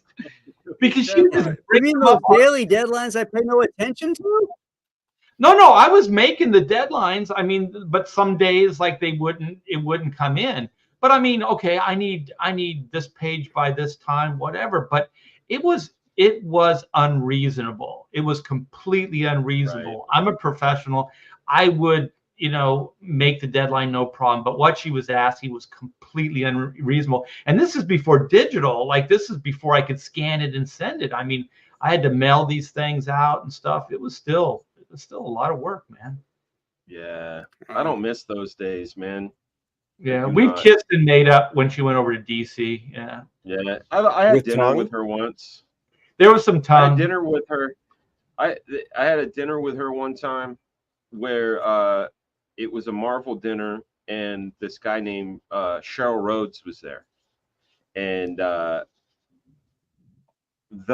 thing that happened out of that dinner, I didn't get any more Marvel work, but he went to go work for High Times magazine in 2000, and they needed poster art for the Cannabis Cup of 2001. And Cheryl remembers talking to me and my love of God's green herbs, and he said, "Oh, I got a guy," and that turned into me drawing the poster art for the 2001 Cannabis Cup, flying to Amsterdam with Matt Yackey and my brother and my then wife, and having the best time I ever forgot. So thank you, Marvel, for that meal. You know, I grew up with some friends that would call you a hero right now. Like, it wasn't uncommon. It wasn't uncommon to see those magazines all over some of my friends' apartments. Yeah, High Times. Yeah, that's funny. Comic Book Bob says, I got a guy who can draw that sweet, sweet kush. You know what we did? I mean, this is how crazy it was. I took an image from, because here was their thing. It was 2001: A Space Odyssey. That was their theme. And I had just happened to draw this astronaut looking character in my book. And so all I did was add the cannabis cup and a big chunk of herb to her hand. And they're like, that's it. I didn't draw anything new. We literally, Matt and I photoshopped the cannabis cup in my character's hand, and that became the poster. So good times. Oh, wow. Yeah. Hey, did you? Uh-oh. No, where did Archie Bear go? No, that was No, Andy. I'm Where here. did Andy go? Andy. Yeah. I wish I could remember that, says Matt Yackey. Yeah, you do. You remember.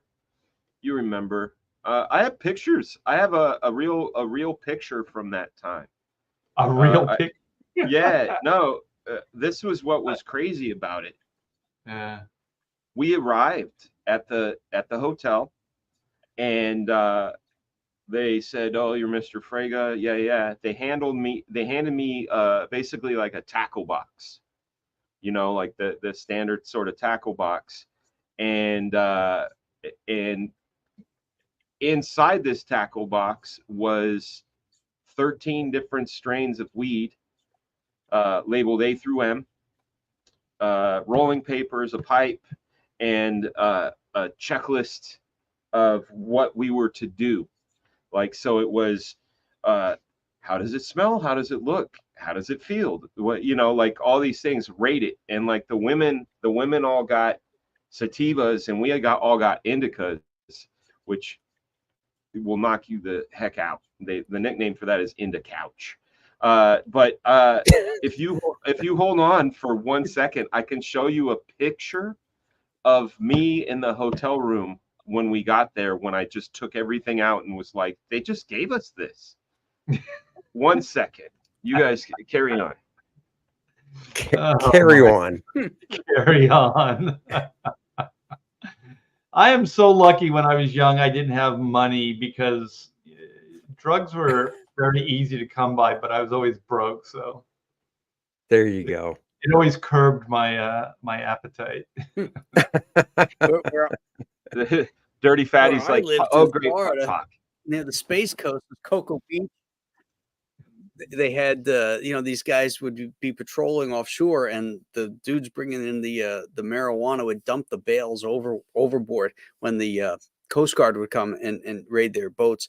And you always knew when it would happen, because half the class was missing, especially all the surfers. You know, they were down at the beach. Yeah. All the surf cats would be down at the beach, you know, looking for bales to wash up. I bet Oh you, my God. I bet you there was a lot of cocaine travel down there too. Cocaine would sink though, because those are heavy. Yeah. Are they? I wouldn't know. I never touched the shit. Yeah. And this was all in the 70s when cocaine wasn't, you know, the thing yet. There's young It looks like a dealer. It's like, come look on, at- take your you pick. know, What do you want? Matt Yackee was there. There's the evidence, the flannel, right there. Wait a minute. Do you have a porn stash? No, I had a goatee. I look like a cholo. But look at all that. They gave us all of that. And see You know what the it little looked like? checklist? It See looked the like- little checklist? Right You know there? what You know what the looked problem like? is? It You looked couldn't like take any of it home because you were flying, so you had to. No, dude, we left. It was a teary-eyed moment how much we left on the transpo bus. We kind of wanted to gift it to somebody, so we like left it there. And I was like, you know, back in the States, That'd be a crime scene. it would be a crime It scene. would be. You know what's You'd have funny? little evidence markers and stuff. The way you had it all spread out there, it looked like I was flashing back to my daughter when the science fair. You know, where you have all these different things, like it's something you would smell. So you have these little Yes. little Yes. jars and stuff like that. So you open the lid and you smell it, and then you open the lid and smell it. That's what it looked like to me. Yeah, like a science experiment. Yeah, dude, it was yeah, and it was the most unorganized thing I've ever been to, because everybody there, even the organizers, were blasted out of their minds. And I wish Matt Yackee was here. They gave third place the first place trophy, because you know, you go third place, this da-da-da, but the guy was high and he's like, in first place. So they gave the trophy to the third place guy when he shouldn't have. And like they'd say they gave it because we were deemed, it was a wonderful thing. They gave us money for the job. They flew us out there. They put us up. They gave us all of that cannabis, and they made Matt and myself celebrity judges. So we were part of the panel, right? So there were all of these sort of things we had to go to, press events and things, and we'd show up and no one would be there. And they'd be like, oh, shoot. Well, yeah, well, you know, it was just a freaking mess. But it was awesome. It was awesome. It was a good time. 2001, right after 9/11, in fact. Yeah, that's about the Thanksgiving. time that Bobby Chase was calling me a liar. Well, there you go. Oh. there it is. I was eating the McCroquets. They had in their McDonald's there had this thing called a McCroquette, and it was basically chipped beef and gravy, deep fried with gravy on it between a bun. And we were just like blown away by the McCroquette. Why was it deep fried? I'm gonna look it up. I don't know. Was it breaded or something? Oh yeah. Okay, so the meat was breaded, and so they're like little McNugget things, and they'd fry them up and then put it on a bun and There throw it some. is. I found it. Oh, you. And that All was right, at let's see. McDonald's? Yeah, this will make Matt Yackee really happy. I don't remember that. You guys probably ate a lot of those. Well, No, they weren't over here. They were right? not over here. Right. See, so this is the McCroquette. And so you could see from this picture that it's like chipped beef with gravy and stuff, and then it's battered and fried, and then gravy on top of it. So it's gravy, beef, and whatever. But this is. But is it like a beef patty? Like they would put the chipped beef into You got a like. picture of it? What do you? Oh, I'm not showing it. Thank you. No. Thank you. Thank you. Horrible. I'm having my boomy moment. Thank you. I'm like looking at all the lovely You're pictures. not a. Yeah, we're like, what are you talking about? Here's the McCroquette right here. Oh, so it is like a patty. Okay, so it's like It's a chipped patty, but it's chipped. Like you could see, it's like chunky Beef. chipped beef with Inside. gravy Oh, and fried. whatnot. Yeah, see, look at this world famous. Is that like a McCroquette. white sausage gravy? It's That's what it looks I don't. It could be mayonnaise. I don't know. Oh, I don't read Dutch, but it's the Wonderfloepen in the Netherlands McCroquette. In the McNetherland McCroquette. Look at this thing. Look how beautiful it is. Hey, you know what? When they say Met der Verruken McDonald's schmack, I'm in. You know? Yeah, that's the kind of schmack that I'll take. You know, Now, do they still sell them over there? I'm sure they do. I mean, I was gonna say you should get get it. Get one freeze dried sent over, whatever it's called. Yeah. What Yeah, did McDonald's try to do? Like Dry ice. the McPizza? Sorry, old fatty. Did they do a McPizza? They did. It was called. Oh, McPizza. Yeah, dude, they did all kinds of stuff. Oh my. Taco Oh, Bell, McPizza, that was over here too. Yeah, they had spaghetti at a certain point as You well. spaghetti. Oh. Oh my gosh. Dude, we could do a whole show on this. We're gonna wrap it up here soon. They want us to talk about comics. Hey, we can talk comics. Did you guys see? So DC's doing this thing called Absolute DC. It's their new thing. Have you guys seen the Batman? What it looks like? No. Oh Show yeah, it. yeah. It's like listen. I have to backtrack. Sometimes I say, yeah, I love cartoonists, but when I saw that image, the first thing I thought was they're trying too hard. pull it up, All Andy. right, I'll share it. Yeah, please pull it I'll up. share it. Yeah, there you go. Death Metal Hero says Orlando still does the spaghetti and You know what, McDonald's. Luke? You know what, Luke? And to everybody listening, my wife makes the best spaghetti sauce in the world. I cannot eat spaghetti at the finest of the Italian restaurants. That's how it's supposed to work. Hold up, man. That's how So it's whenever supposed anybody to work. comes over to the house, it's always, oh shit, I did see this. Yeah, this is What? Yeah, it's What, did he have his head shrunk?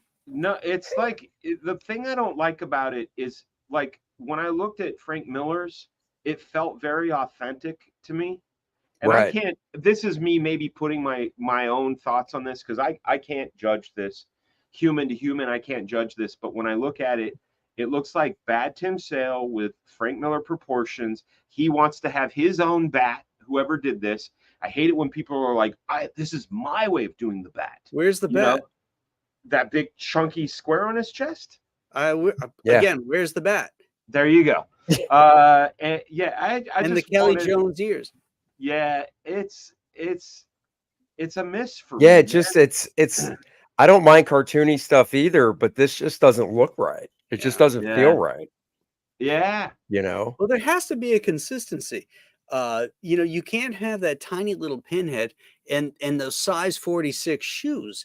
Right. His head could fit into his shoes.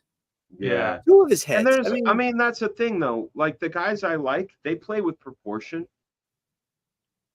No, I see what you're saying, Sure. but is he going to draw Bruce Wayne like this? Yeah. Right. The thing is, there has to be balance. Like the design, there has to be balance. There's not balance with this figure. So it's not so much the idea of what he was going for. It's just that the design doesn't work because there isn't a sense of balance. The head just clearly doesn't look like it works with the body. Right. Yeah. Well, because it's a thick body, right? Thick and wide, but then There the head needs is to be- thin and narrow. Yeah, because when And Frank generally, yeah, when Frank did him, he did a big square jaw, like a big squared Yes. off head. This is kind of like an elegant, like you said, like Kelly Jones kind of design, or like Neil Adams with the more slender, the long ears, things like that. And it just doesn't work because also Frank did the short, squatty ears, so it kind of worked proportionately, and the rhythm of it all worked. This does not. Yeah, it doesn't. It's a little shop of horrors, like that. It's like, again, it felt like somebody trying really hard to go against the grain. So Yeah. it didn't feel natural to me. Like that Miller Right. image, that was visceral and it felt good. This is so posy and like symmetrical, and look at my bat, and like look at Graham, he's still trying to find the bat. I am. I just blew up the screen, and I'm still trying to find it. It's a little pokey. Took a marker. It looks like somebody Listen. took a marker and just like tried to scratch out the bat. symbol. The bat ate the coffin. Okay. And look at he's got spikes all over his shoulders. Does he? Yeah. Oh, I'm not noticing that. Wow. oh yeah, It looks like the somebody says cape it's splits AI. in the back. It looks like the cape splits in the back, so it looks like they're more like wings. So the Yeah. only thing I really Right. like about this is it looks like they are more like bat wings. Like they kind of That's attach nice. where you can grab them, and they're the separate in the The back. colors are delightful. I love Colors the are colors. good. Yeah. Yeah. Yeah. Inks are good. The whole Yeah, thing is sure. pretty good. I like the shadow, and I really like the shadow on the ground. I like those wings that are coming off of his hands. It's just the head size is weird, and the traps, they're like, it's just kind of rhythmically, it doesn't fit. Yeah. Plus, he's got like these. Looks like these long boxer shorts, practically. I think it's because the Yeah. belt is up high on his abdomen. No, but across his right thigh. Look at how far down it goes. It seems like. I think it's a shadow. You think there's a Yeah, shadow? but it's not. Yeah. following I don't the know. I contour of can't the arm. tell. Hmm. It could. And You know then what? I'll just It could scroll be down. because the other side has like a line too. And this is the new Well, but Wonder then Woman. if you couldn't really cross them over because there's Wonder Woman who looks, All normal. tatted up. Normal. Yeah. There's and nothing then- iconic looking about that. There's the Superman. Oh, Yeah, that doesn't. Why do is much he? for Why me. is he got that distended belly like that? What is that? Yeah, something's pulling it down. yeah. Why is his wrist things glowing? I mean, what? Who knows? This might be in this day and age. It's so difficult. How much of it's AI. Like people are generating AI images and painting over them, and and they're just being different for different sake. Yeah, this image does look like AI to me. Yeah. Well, that would be weird because I know this guy does a lot of stuff for DC, and it's Rafa Sandoval, Sandoval. Yeah. and he draws. I mean, everything I've seen of his looks, hand drawn. Hey, maybe And maybe stuff. Bobby Wait, Chase wait, is his scroll editor. back. Scroll back. Bobby Chase. Okay, look at this. This Superman has Hold no on, let's family, hide no that. fortress of solitude, and no home. Will he still stand for truth, justice, and a better tomorrow? Oh my gosh. How about the American way? Yeah, well, we know knows? what happened there. Nerdy Well, Musings. and then we have. my Let's man, see. the Bionic Frigaboom. I hope you're feeling well. Looking forward to have you on the show soon. Yes. And when he says huge fan of all the professionals, Andy's first How to Draw book is still one of the best. Oh, thank you. This is my man, who is he is a jiu-jitsu champion teacher. Also does competitive arm wrestling. Oh wow. He just posted a picture where I swear his biceps are bigger than my thighs. That's not saying much because I got little chicken legs, but this man has got major freaking power. Wow. Nerdy Musings podcast. You guys follow it if you get a chance. I'm going to be on their show. Yeah, it's cool. I love this guy. Love his show.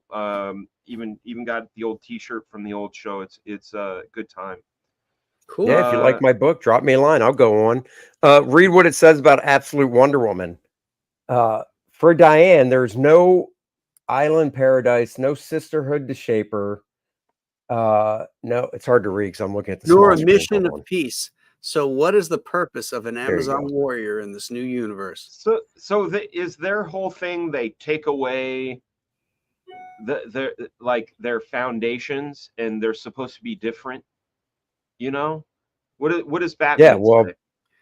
Batman, in this iteration, fans will be introduced to a version of the Dark Knight that doesn't have the money, mansion, or butler Okay, of so his it's core line counterpart. thematically they have taken things from them. Mhm, Bro right. Huck, what's up, brethren? Good to see you, Bro, Big really great to Dave. see you. Listen, we got 555 people watching. We've been going for an hour and 50 minutes. This is a wonderful numbers. If you're enjoying the professionals, know that this is a rotating show. Every one of us has a YouTube channel, which you would love to subscribe to. Every one of us has a Twitter that you would love to subscribe to. And generally speaking, we go in alphabetical order. Today, I'm taking over for Billy because Billy is out in San Diego. But you're watching the professionals and you're having a good time. So smash that like, share it out. We appreciate you. Yes, That's right. yes, indeed. Let's close out. We got 10 more minutes. Let's have one more question, and best question wins. Best question wins. A competition. Best question wins what? Us covering it. Oh, okay. Yeah. That works. Yeah. No. Comic Book Bob says in the chat, he goes, Superman looks like Ezra Miller. He does. What up, Prater7? Good to see you. Hey, bro, respect my pronouns, bro. Yeah. Can you imagine? Best question wins us. I guess. Your best. Come home with you. We come home and we do all your chores for a day. Whoa. Hey, speak for yourself. Well, I'm not going to lose, so I'll tell you what. I'm really, really good at redoing people's wiring systems. Like if your computer cabling and with all your stuff is a mess, or your home audio video system is a mess because you've been plugging in all the HDMI's and all that shit, I could go back there, streamline it, zip tie it, make it beautiful for you. Because I like to, I think Art can fix your pool pump. Yeah. Well, it's fixed now, but yeah. But what I'm saying is I can't. I could not build you a sawhorse. Sad. I usually bend the nail or strip a screw or some shit happens.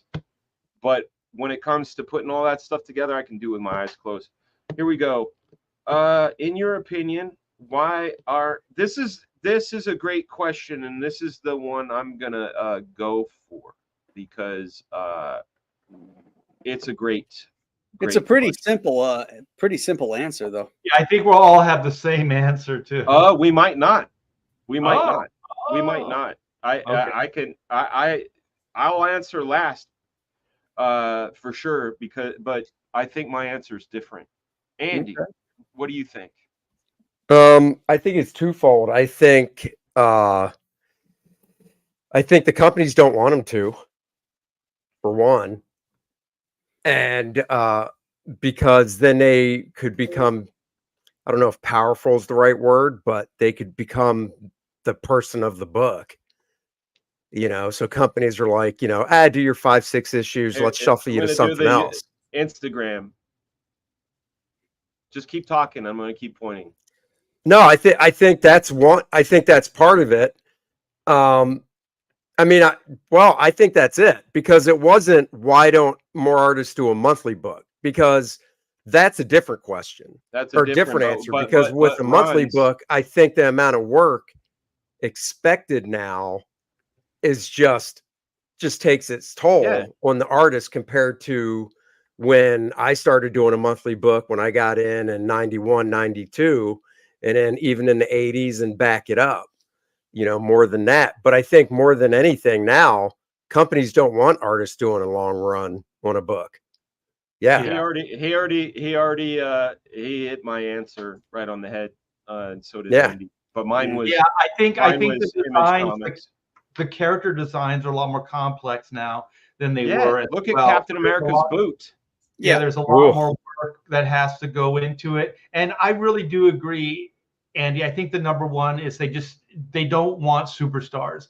I think the Image days, they took a lot of notes. They don't want to get burned, so they don't want to create the next Jim Lee. They don't want to create the next Todd McFarlane. So, and most of those guys like Joe Quesada, who was in charge at Marvel, and Jim Lee, they know the drill. Because they were superstars, they came up the ranks, so they know what to look for. So one of the things you do to become very successful is you have to have a good run, a memorable run on a book. And if they can stop you from doing that, then you really don't have a chance to establish a name and a following. I was doing monthly books, like when I went back to DC after getting canned from Marvel and doing animation for a couple of years. When I went back, and I would do conventions maybe 2 or 3 years into my second DC run, there'd be people at conventions that's like, where have you, what are you working on? Where Right. What are you doing? They wouldn't know. And I'm like, they were like, did you just leave? And I'm like, well, I did a couple of years ago, but I've been back for the last 3 years doing monthly books. I said, we haven't seen any of them because they're bouncing you around on all these different titles and stuff. And so I was like, there you go. There's the proof right there. They don't want the next Jim Lee, and they don't want the next Joe Quesada. We'll have a bonus question after Graham handles this one. There's not much more to say. Everything's been covered there. So I'll take this one first. Do it. I would say Dan Mora. Really? Yeah, Dan's great. Yeah, I think Jorge Jimenez is really good too. In a very heroic way, in a classical way. There seems to be a love and reverence for the characters. He can draw really good. So that would be my pick. Dan Mora. I can see that. Dan is really.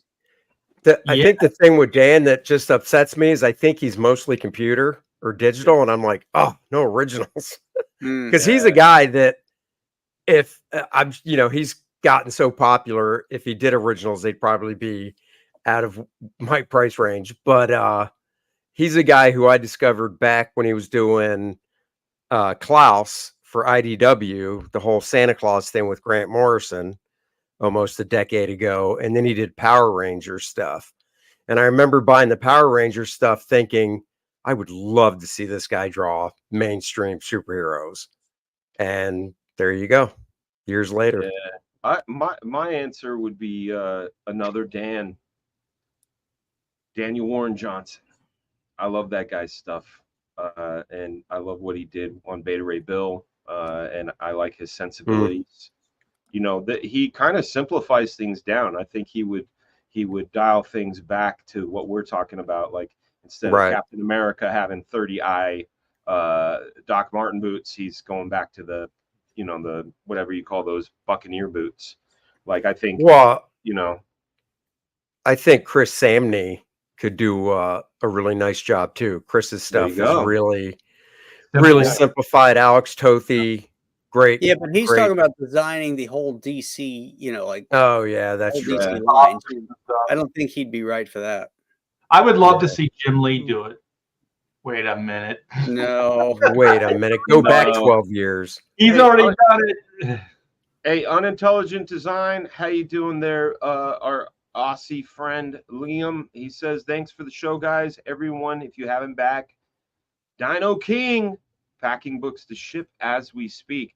It's like daylight way down under, right? You know what? Blue Boy said Ryan Otley. Ryan Otley could be interesting to see. Ryan Otley, so good. Yeah. Yeah.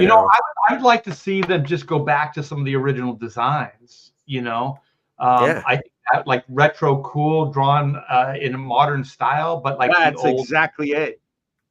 Yeah. Well, that's what I was thinking of when I said Mora. Not reinventing the wheel, but you know, drawing, because he draws the original design so well, and they look so great under his pen, Yeah. and with the colors that they add to it, stuff looks like classic comics, only more modern, and I think it'd be great.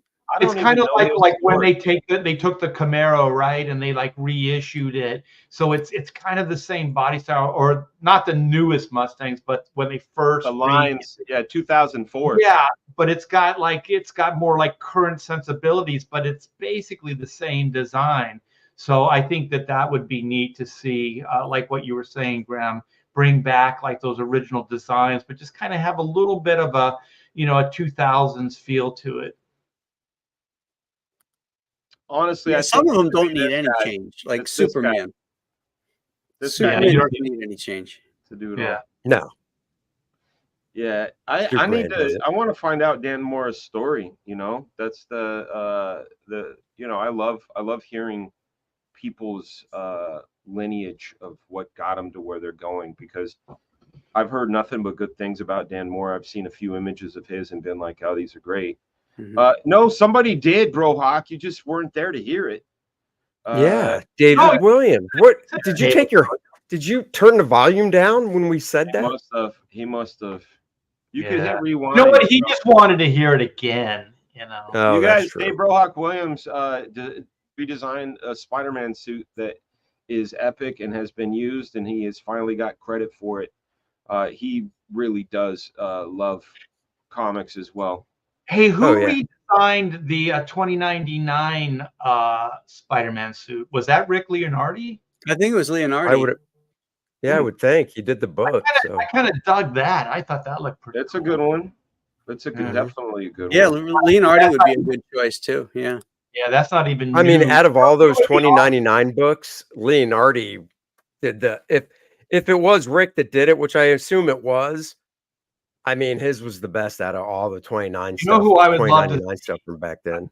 I'm sorry to talk over you, but Dave Cockrum, like, yeah, I thought Dave, Ugh. like, he didn't get a lot of credit in the day. No, you he know? didn't.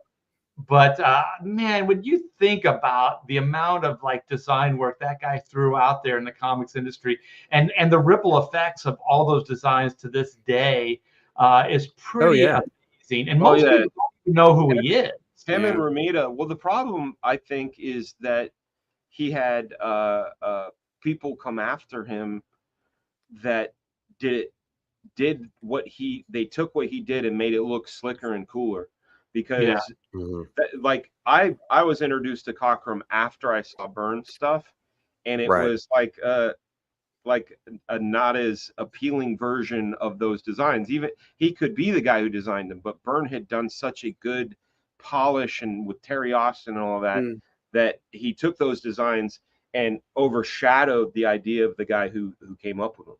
Yeah, once again, it's like what we were talking about, like the design, and then there's the recreation of the design with a different style over it. So the design is sound. Also, like, wasn't Dave Cockrum the guy that redesigned the Legion of Superheroes before he went over to the X-Men? He Like, may that's- have, I don't know. That's cool shit, man. Yeah. Yeah. Between The That's all first we time I ever saw Cockrum was when he was doing backup stories for Captain Marvel Jr. At DC, and it looked like Mac Rayboy type stuff. It was freaking amazing. Didn't look anything like his Marvel stuff. Wow. Did you guys ever see that? The Captain Marvel Jr. by Cockrum? I don't think so. No. Wasn't he assisting Murphy Anderson at that time? Isn't that how he got in? Because he was Murphy's assistant? That would make a lot of sense. Well, I don't know. I'd have to go. Tomorrow's put out a book about Dave, and I read it a few years ago, so I have to go back and reread it. But I think that's what it was. Because I think that's how he got into DC. He was assisting Murph, and then Murphy, showed him around and stuff, and Right. that's how he got in. Sounds about right. Dave was great. You can see the style influence for sure in Oh yeah, work. Yeah. yeah. Because I want to say, did Murphy ink some Dave stuff back then? I think he might have, or maybe Dave inked Murph. Now I don't remember.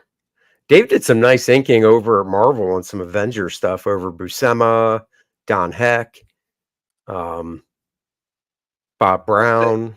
I'll say one that a guy that could at least shake up the designs.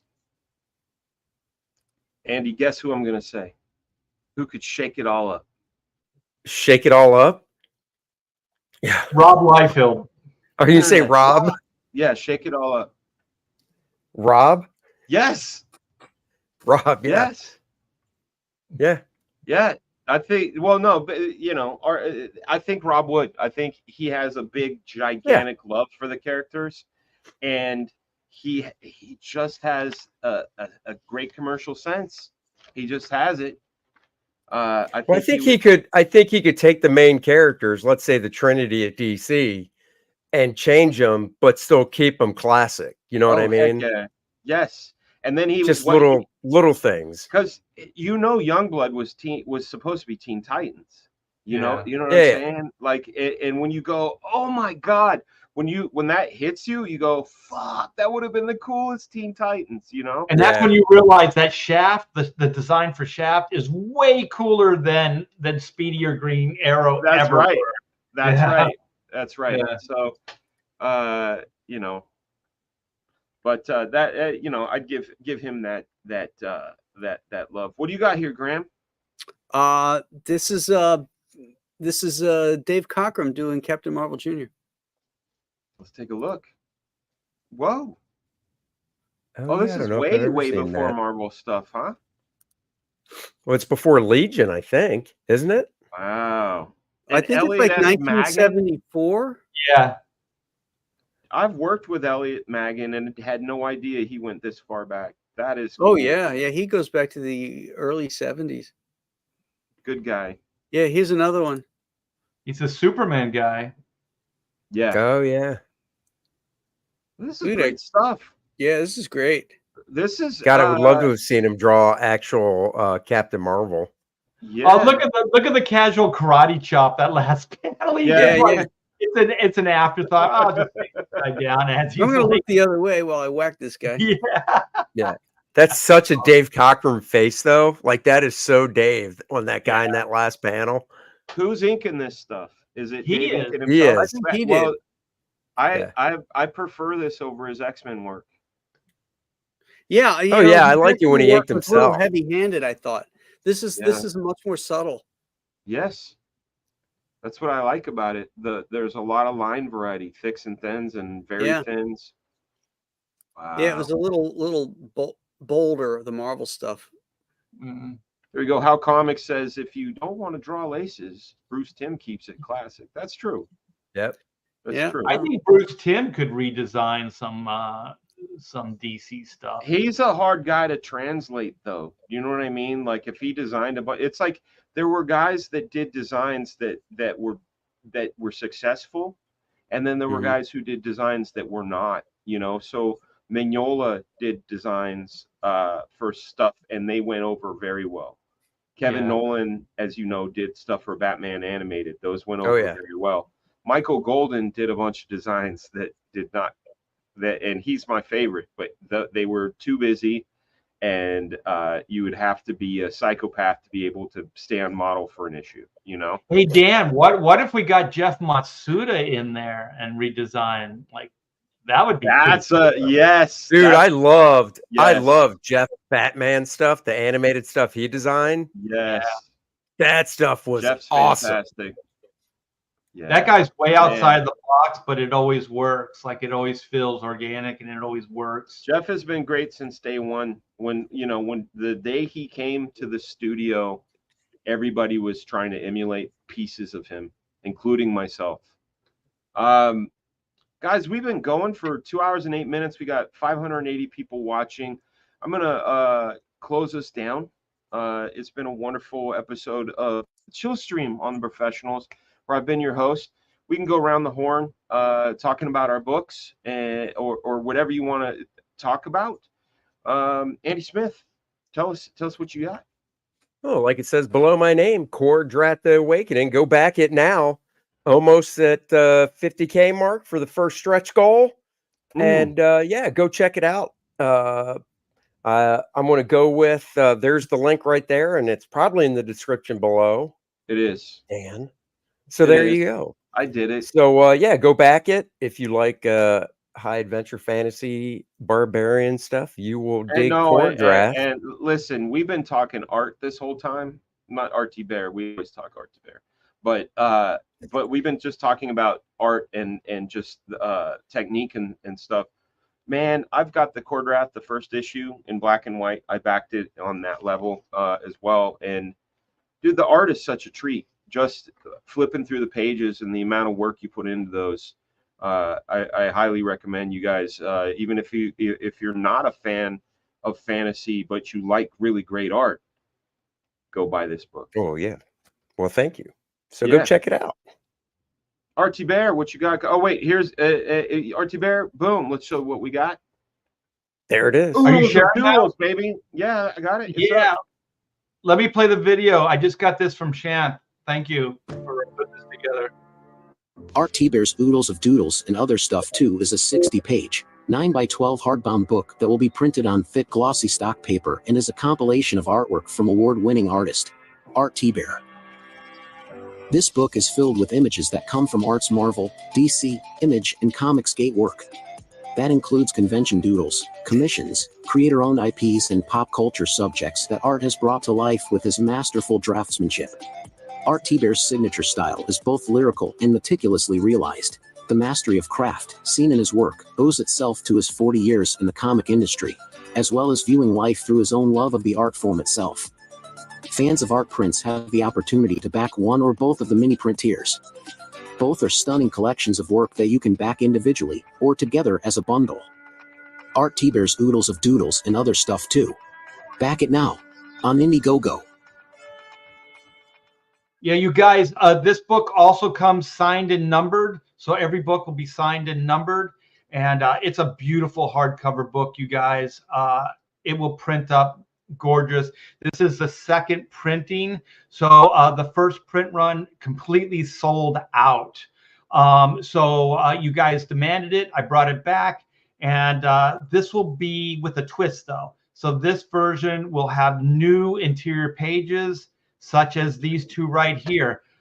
We got some pop culture stuff there. We got some Comicsgate characters in there. There's a Mike Mignola Gigantor that I did inks and wash over. I was very happy with the way that thing came out. Beautiful. Some early Marvel stuff from my cable run, and some of my animation design work that I put together for different shows. And then, of course, Billy Tucci's She. We have some cool prints that you can back. So we have Del Keown's Pit. We have the set. Oh, well, we have the 11x17 Juju, which is a commemorative print for the 30th anniversary, which will be this October, will be 30 years for black and white. Incredible. And so then we have, thank you. We got set A. We got set B that comes with the book, signed and numbered. And also we have a head sketch tier. This is the new designs, the 30th anniversary. So this is for the new series. The new series will have these new black and white power suit designs. So this is the first I've really drawn of these characters. So I'll draw those on the flyleaf. If you'd like, I can do black separate, white separate, or I can do them both together. And then, of course, we have some commissions here, completely sold out of the commissions. So that will not be happening. So maybe I'll bring some of those. Maybe I'll bring some of those back. You guys have asked about them, especially the 11x17 tier. But other than that, I want to thank you guys so much for supporting this campaign, backing this campaign. We're entering into our fourth week on this campaign, and come by if you like what you see, give it a backing. And this book is pretty much done. The files are ready to go. I'm going to add some new pages to it. But this book, as soon as the campaign is over, it's going out. It's a 60-day campaign. So as soon as it's done, the book is going to the printer. And this should be, I mean, things happen, come out and start shipping before Christmas. So if you're looking for a Christmas present for a loved one that's a comic book fan, then this is the book for you. So thank you, Dan. Thank you guys for indulging me in this pitch. Of course. And Graham, this image I'm seeing back there, it's my first time seeing it. I'm seeing it this big, but it's powerful. Talk to me. Talk Yeah, to me. well, Joe Frankenstein Part 3, The Eye of Ra. The live campaign closed, but it's in demand, so you can still get it. You tell me when to hit the button, and I'll hit the button. Okay, well, it's because we just hit the 100,000 K mark. That is the next stretch goal level. So everybody's going to get this mini print. Puzinga. Share it, share it. Dude, that's badass. Oh, yeah. Nice. I love when peril is in the hands. I dig that theme every time. Yeah, that German expressionism, you know. Yeah, well, it seems like our world today, you know. Yeah, right. It's crazy. The marionette. Yeah. Oh, thank you, Nornrad. Yeah, there's Nornrad's the link. Rad's been on top. Thank you Go so get much. it. You order the book today, and you're going to get the mini print, even though it's for everybody now. You know, that's the thing about crowdfunding is the better the project does, the better it is for everybody, because as you hit those stretch goals, everybody gets them. So the guy who comes in and is bidder number one or backer number one, you know, he's getting the book. But by the time you get to, you know, backer 500, now backer number one and backer 499 through 500 are getting the print, the trading card, the bookmark, and so on and so on. So this is doing very well. And this is the next stretch goal level, and now every backer is going to get this print. Fantastic. I like how you kind of knocked back the line art. Where the behind the hands where the chest of the mummy guy is. Right. That's really nice, man. It's subtle, but it really is effective. Is that Greg Wright? Who is that? Yeah, that's Greg Wright. Man, hey, I want to give if you don't mind, Graham, I want to give Greg Wright big love. He's been around for a long time. Marvel guy, colored a lot of the McFarlane Spider-Man stuff. Colored me on Spectacular Spider-Man. He's been around a long time and an incredible artist on his own. So big respect. Good guy. Good guy. Flowers today. Yeah. Flowers today, Greg. You're awesome. Yep. Greg has colored all my Joe books. He did Alien Alamo. He did Ghost of Metacumba Key. He did the 12-issue Bane Conquest series. So he did a Spectacular Spider-Man book that I had illustrated. You did a Spidey? I've done a bunch of Spideys, yeah. Oh, Graham, you got to send me those. Spider-Man's my favorite character. I got to see. I got to see how you handle him. Oh, I also did the Batman Spider-Man DC book. Yeah. What the heck? Yeah. Figures. I need to get them. I'm writing that down. I got all these. John Romita personally told me how much he loved that book. Really? That much? How did that feel? Oh my God! Quick story here, because I don't want to hold us up. No, this is not holding us up. I want to hear this. This is everybody wants to hear this. I was at San Diego Comic-Con, and I was at the DC booth, and I was signing stuff. We had a pretty big line, and Chuck Dixon came up to me and he said, "Hey, John Romita just came back. I think he did a panel or something, and he's sitting down at his table." And I said, "Oh, okay." And so, you know, I got up and I went over, and there was a line there already. So I waited in line. And when I finally got up to him, you know, I put my hand out. I said, "Mr. Romita, I have to tell you, you know, my name's Graham Nolan. I'm a huge fan. You've been a huge influence on my career." And he looks at me and he goes, "Graham Nolan, the artist?" I said, "Yeah." He said, "Oh, I love that Batman Spider-Man book you did." I'm like, Dude, I can die now. Yeah, No, I can dude, die now. I told him that. I said, I can retire. I can retire dude, now. There you go. I wouldn't need weed that day. I would be so high on I that. know, right? I'd just be like, Oh yeah.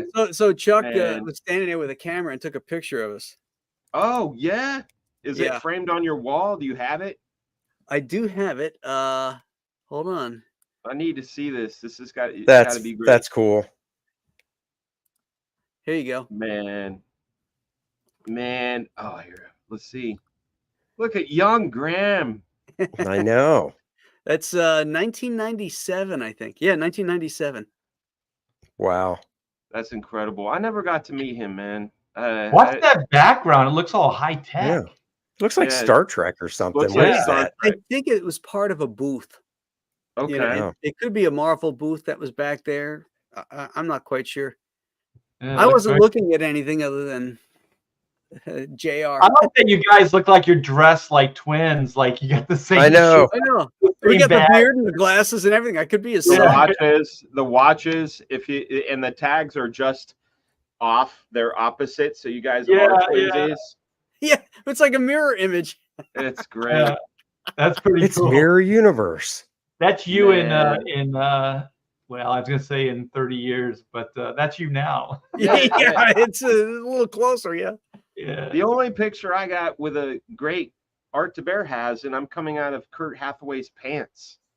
You know, I photobombed that. You Jack Kirby photobombed my picture. Jack Kirby photo, you bum. It's the only You photo I son have. of a- It's the only photo that Jack and I are in together because we weren't thinking like that back in the day. We weren't like, get a picture with know. me. I need a selfie. And we weren't thinking that. We were so immersed in the experience. So when it was time to take a picture, yeah, of course I jumped out of Kurt Hathaway's pants.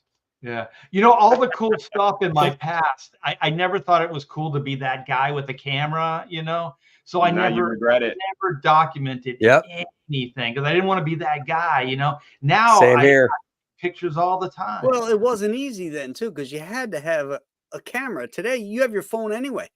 yeah. Yeah. Yes. Finish the Develop picture, it. man. Boom, boom, boom. Video. Like I money. still have pictures from the day because I had a lot of those. Remember the Kodak disc? I Yeah, had a oh, bunch yeah, of yeah. those in the Instamatics. I took a lot of photos, but I didn't get any with those folks, and never got to meet Buscema. Didn't get to meet John Sr. I saw Mobius with my eyes and said, "Don't ruin it. Don't even talk to him." And I did the same thing with Frazetta. No, because those guys, like Jack, didn't scare me. Jack was so warm and welcoming. I had to go see Jack. I had to. When you see Frank Frazetta, you're like, he's gonna say, "Get the fuck away from me, kid." You know what I'm saying? And what are you gonna say that he hasn't heard? Yeah. You know what I'm saying? Right. Oh, you're so amazing. You were, blah, blah, blah, blah. You know, I'm gonna gush all over you. You know. Anyhow, this is a great photo, Graham. Look at that. Yeah. Look at that. I was- Did you? A couple years before that, at the same convention, I met Kirby, but I didn't have a camera, so I didn't get to get a picture with him. Yeah, I never got to meet him. Look at how happy you are, Graham. Oh yeah, I'm beaming. I am beaming. Oh, man. dude, you can tell. You can tell. You just got blessed. You know what was cool? There's things that happen in life and they just seem so random. And then you reflect back and you think like it was almost like divine, like somebody gave this information to you just to help you out in the future. And I was Right. very, very fortunate to go out to dinner with Ramita Sr. and his wife. And I remember him telling me, you know, because we were talking about his son, you know, Junior, and he was saying that he never asked me anything. He never asked me like, how do you draw this or how do you do that? And he That's said crazy. it seemed like he always wanted to be independent of of what this thing was. So he always kind of worked on his own. And so Smash Cut, I have a daughter. She's interested in art. She's got her degree. She paints and she does all this stuff. And I remember like she right there, right in the next room. I had plenty of room in the studio. I had drawing boards and stuff like that. She never went in and worked with me. And she very, very rarely asked for any advice. And I'm then right there with you, Harrison. I'm in the same spot right now with Harrison. And when she would ask, Yeah. like stupid dad, I would over explain, right? So then I just see it glaze over and then, you know, like it would go nowhere. So then what I started doing is like if she would ask or something like that, I would just find an anatomy book or I would find an exercise or something that would illustrate what it was. Mhm. And then I would put Post-its in it. And so when she was off at school, I just sat it on her bed. You know what I mean? Like I didn't even have the conversation with her. Yeah. And so I remember all that stuff because of what Johnny Ramita told me, you know, because it's like don't push it, don't feel like off put by it or anything like that. just kind of let it be what it was. And Art, that's why I did I it. have to tell you My right daughter's now. the same way. She went to Yeah. SCAD, and she almost hardly ever asked me for Yeah. advice or help. Art, you've mentioned this story before about how your daughter never asked you, and I've ran into the same thing with Harrison. He loves drawing comics.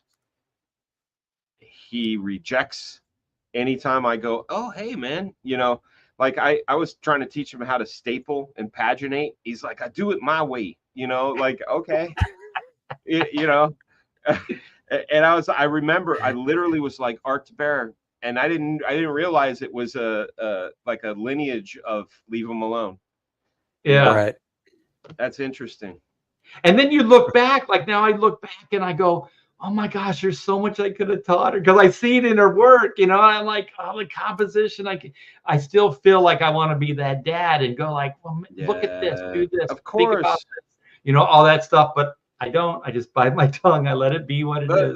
The thing that drives me crazy, and it's hard to bite your tongue, because when I was a kid, thank God I had my grandpa, who was a big fan of Andrew Loomis and Betty Edwards, and he actually took the famous art school. I have all of his books and his correspondence, which is really Right. cool, But Yeah. when I was Harrison's age, I craved somebody that had any gleam of a comic book knowledge, and I'm like, here I am, and he's like, I don't want you. Not you, Dad. Not you.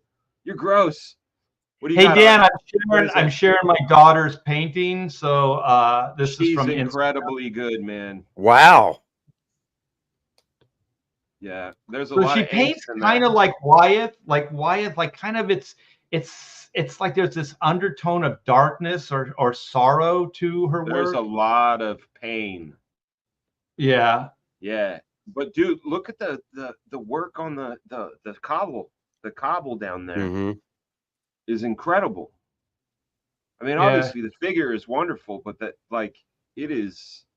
She's terrific. You did great, Art. That's great. Hmm. Thanks. Yeah, I Really like good. the hand, the one hand that's in the foreground. Looks pretty cool. Yeah, going up around her back there is really cool. Well Yeah. done. And there's one thing she doesn't do, like instinctively, she doesn't do faces. So like all of her paintings, there'll be like a side of a face or like behind or something like that. She really doesn't do profiles or faces. And there's part of me that wants to say, you got to do faces, because that's what people identify with. That's where they make the connection. And then she's like, no. No, she's brilliant.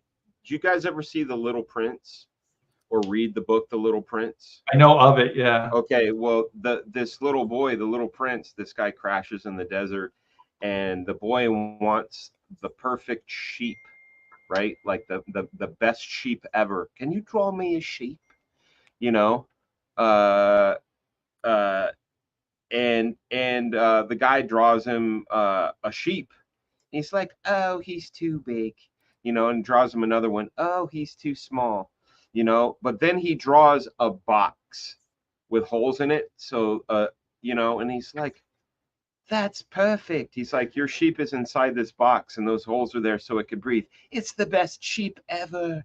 It's like this moment, and you go, no, your daughter's onto something, because when you do this, that if you show the face, that face is giving the person the message. When you don't show the face, the person viewing it is giving part of the message, and it hits deeper, because there's participation, Yeah, it's more psychological. It's like you Yes.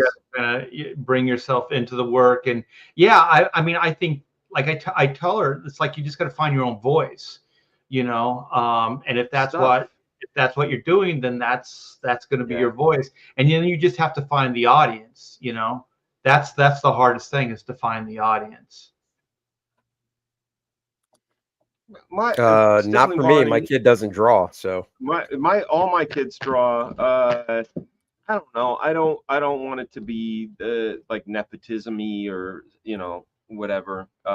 When they're ready, they're ready. my kids draw just the way they want to draw and do their thing, you know. We've been going now for 2.5 hours. We still have 580 people watching, man. This has been a fantastic episode of The Professionals.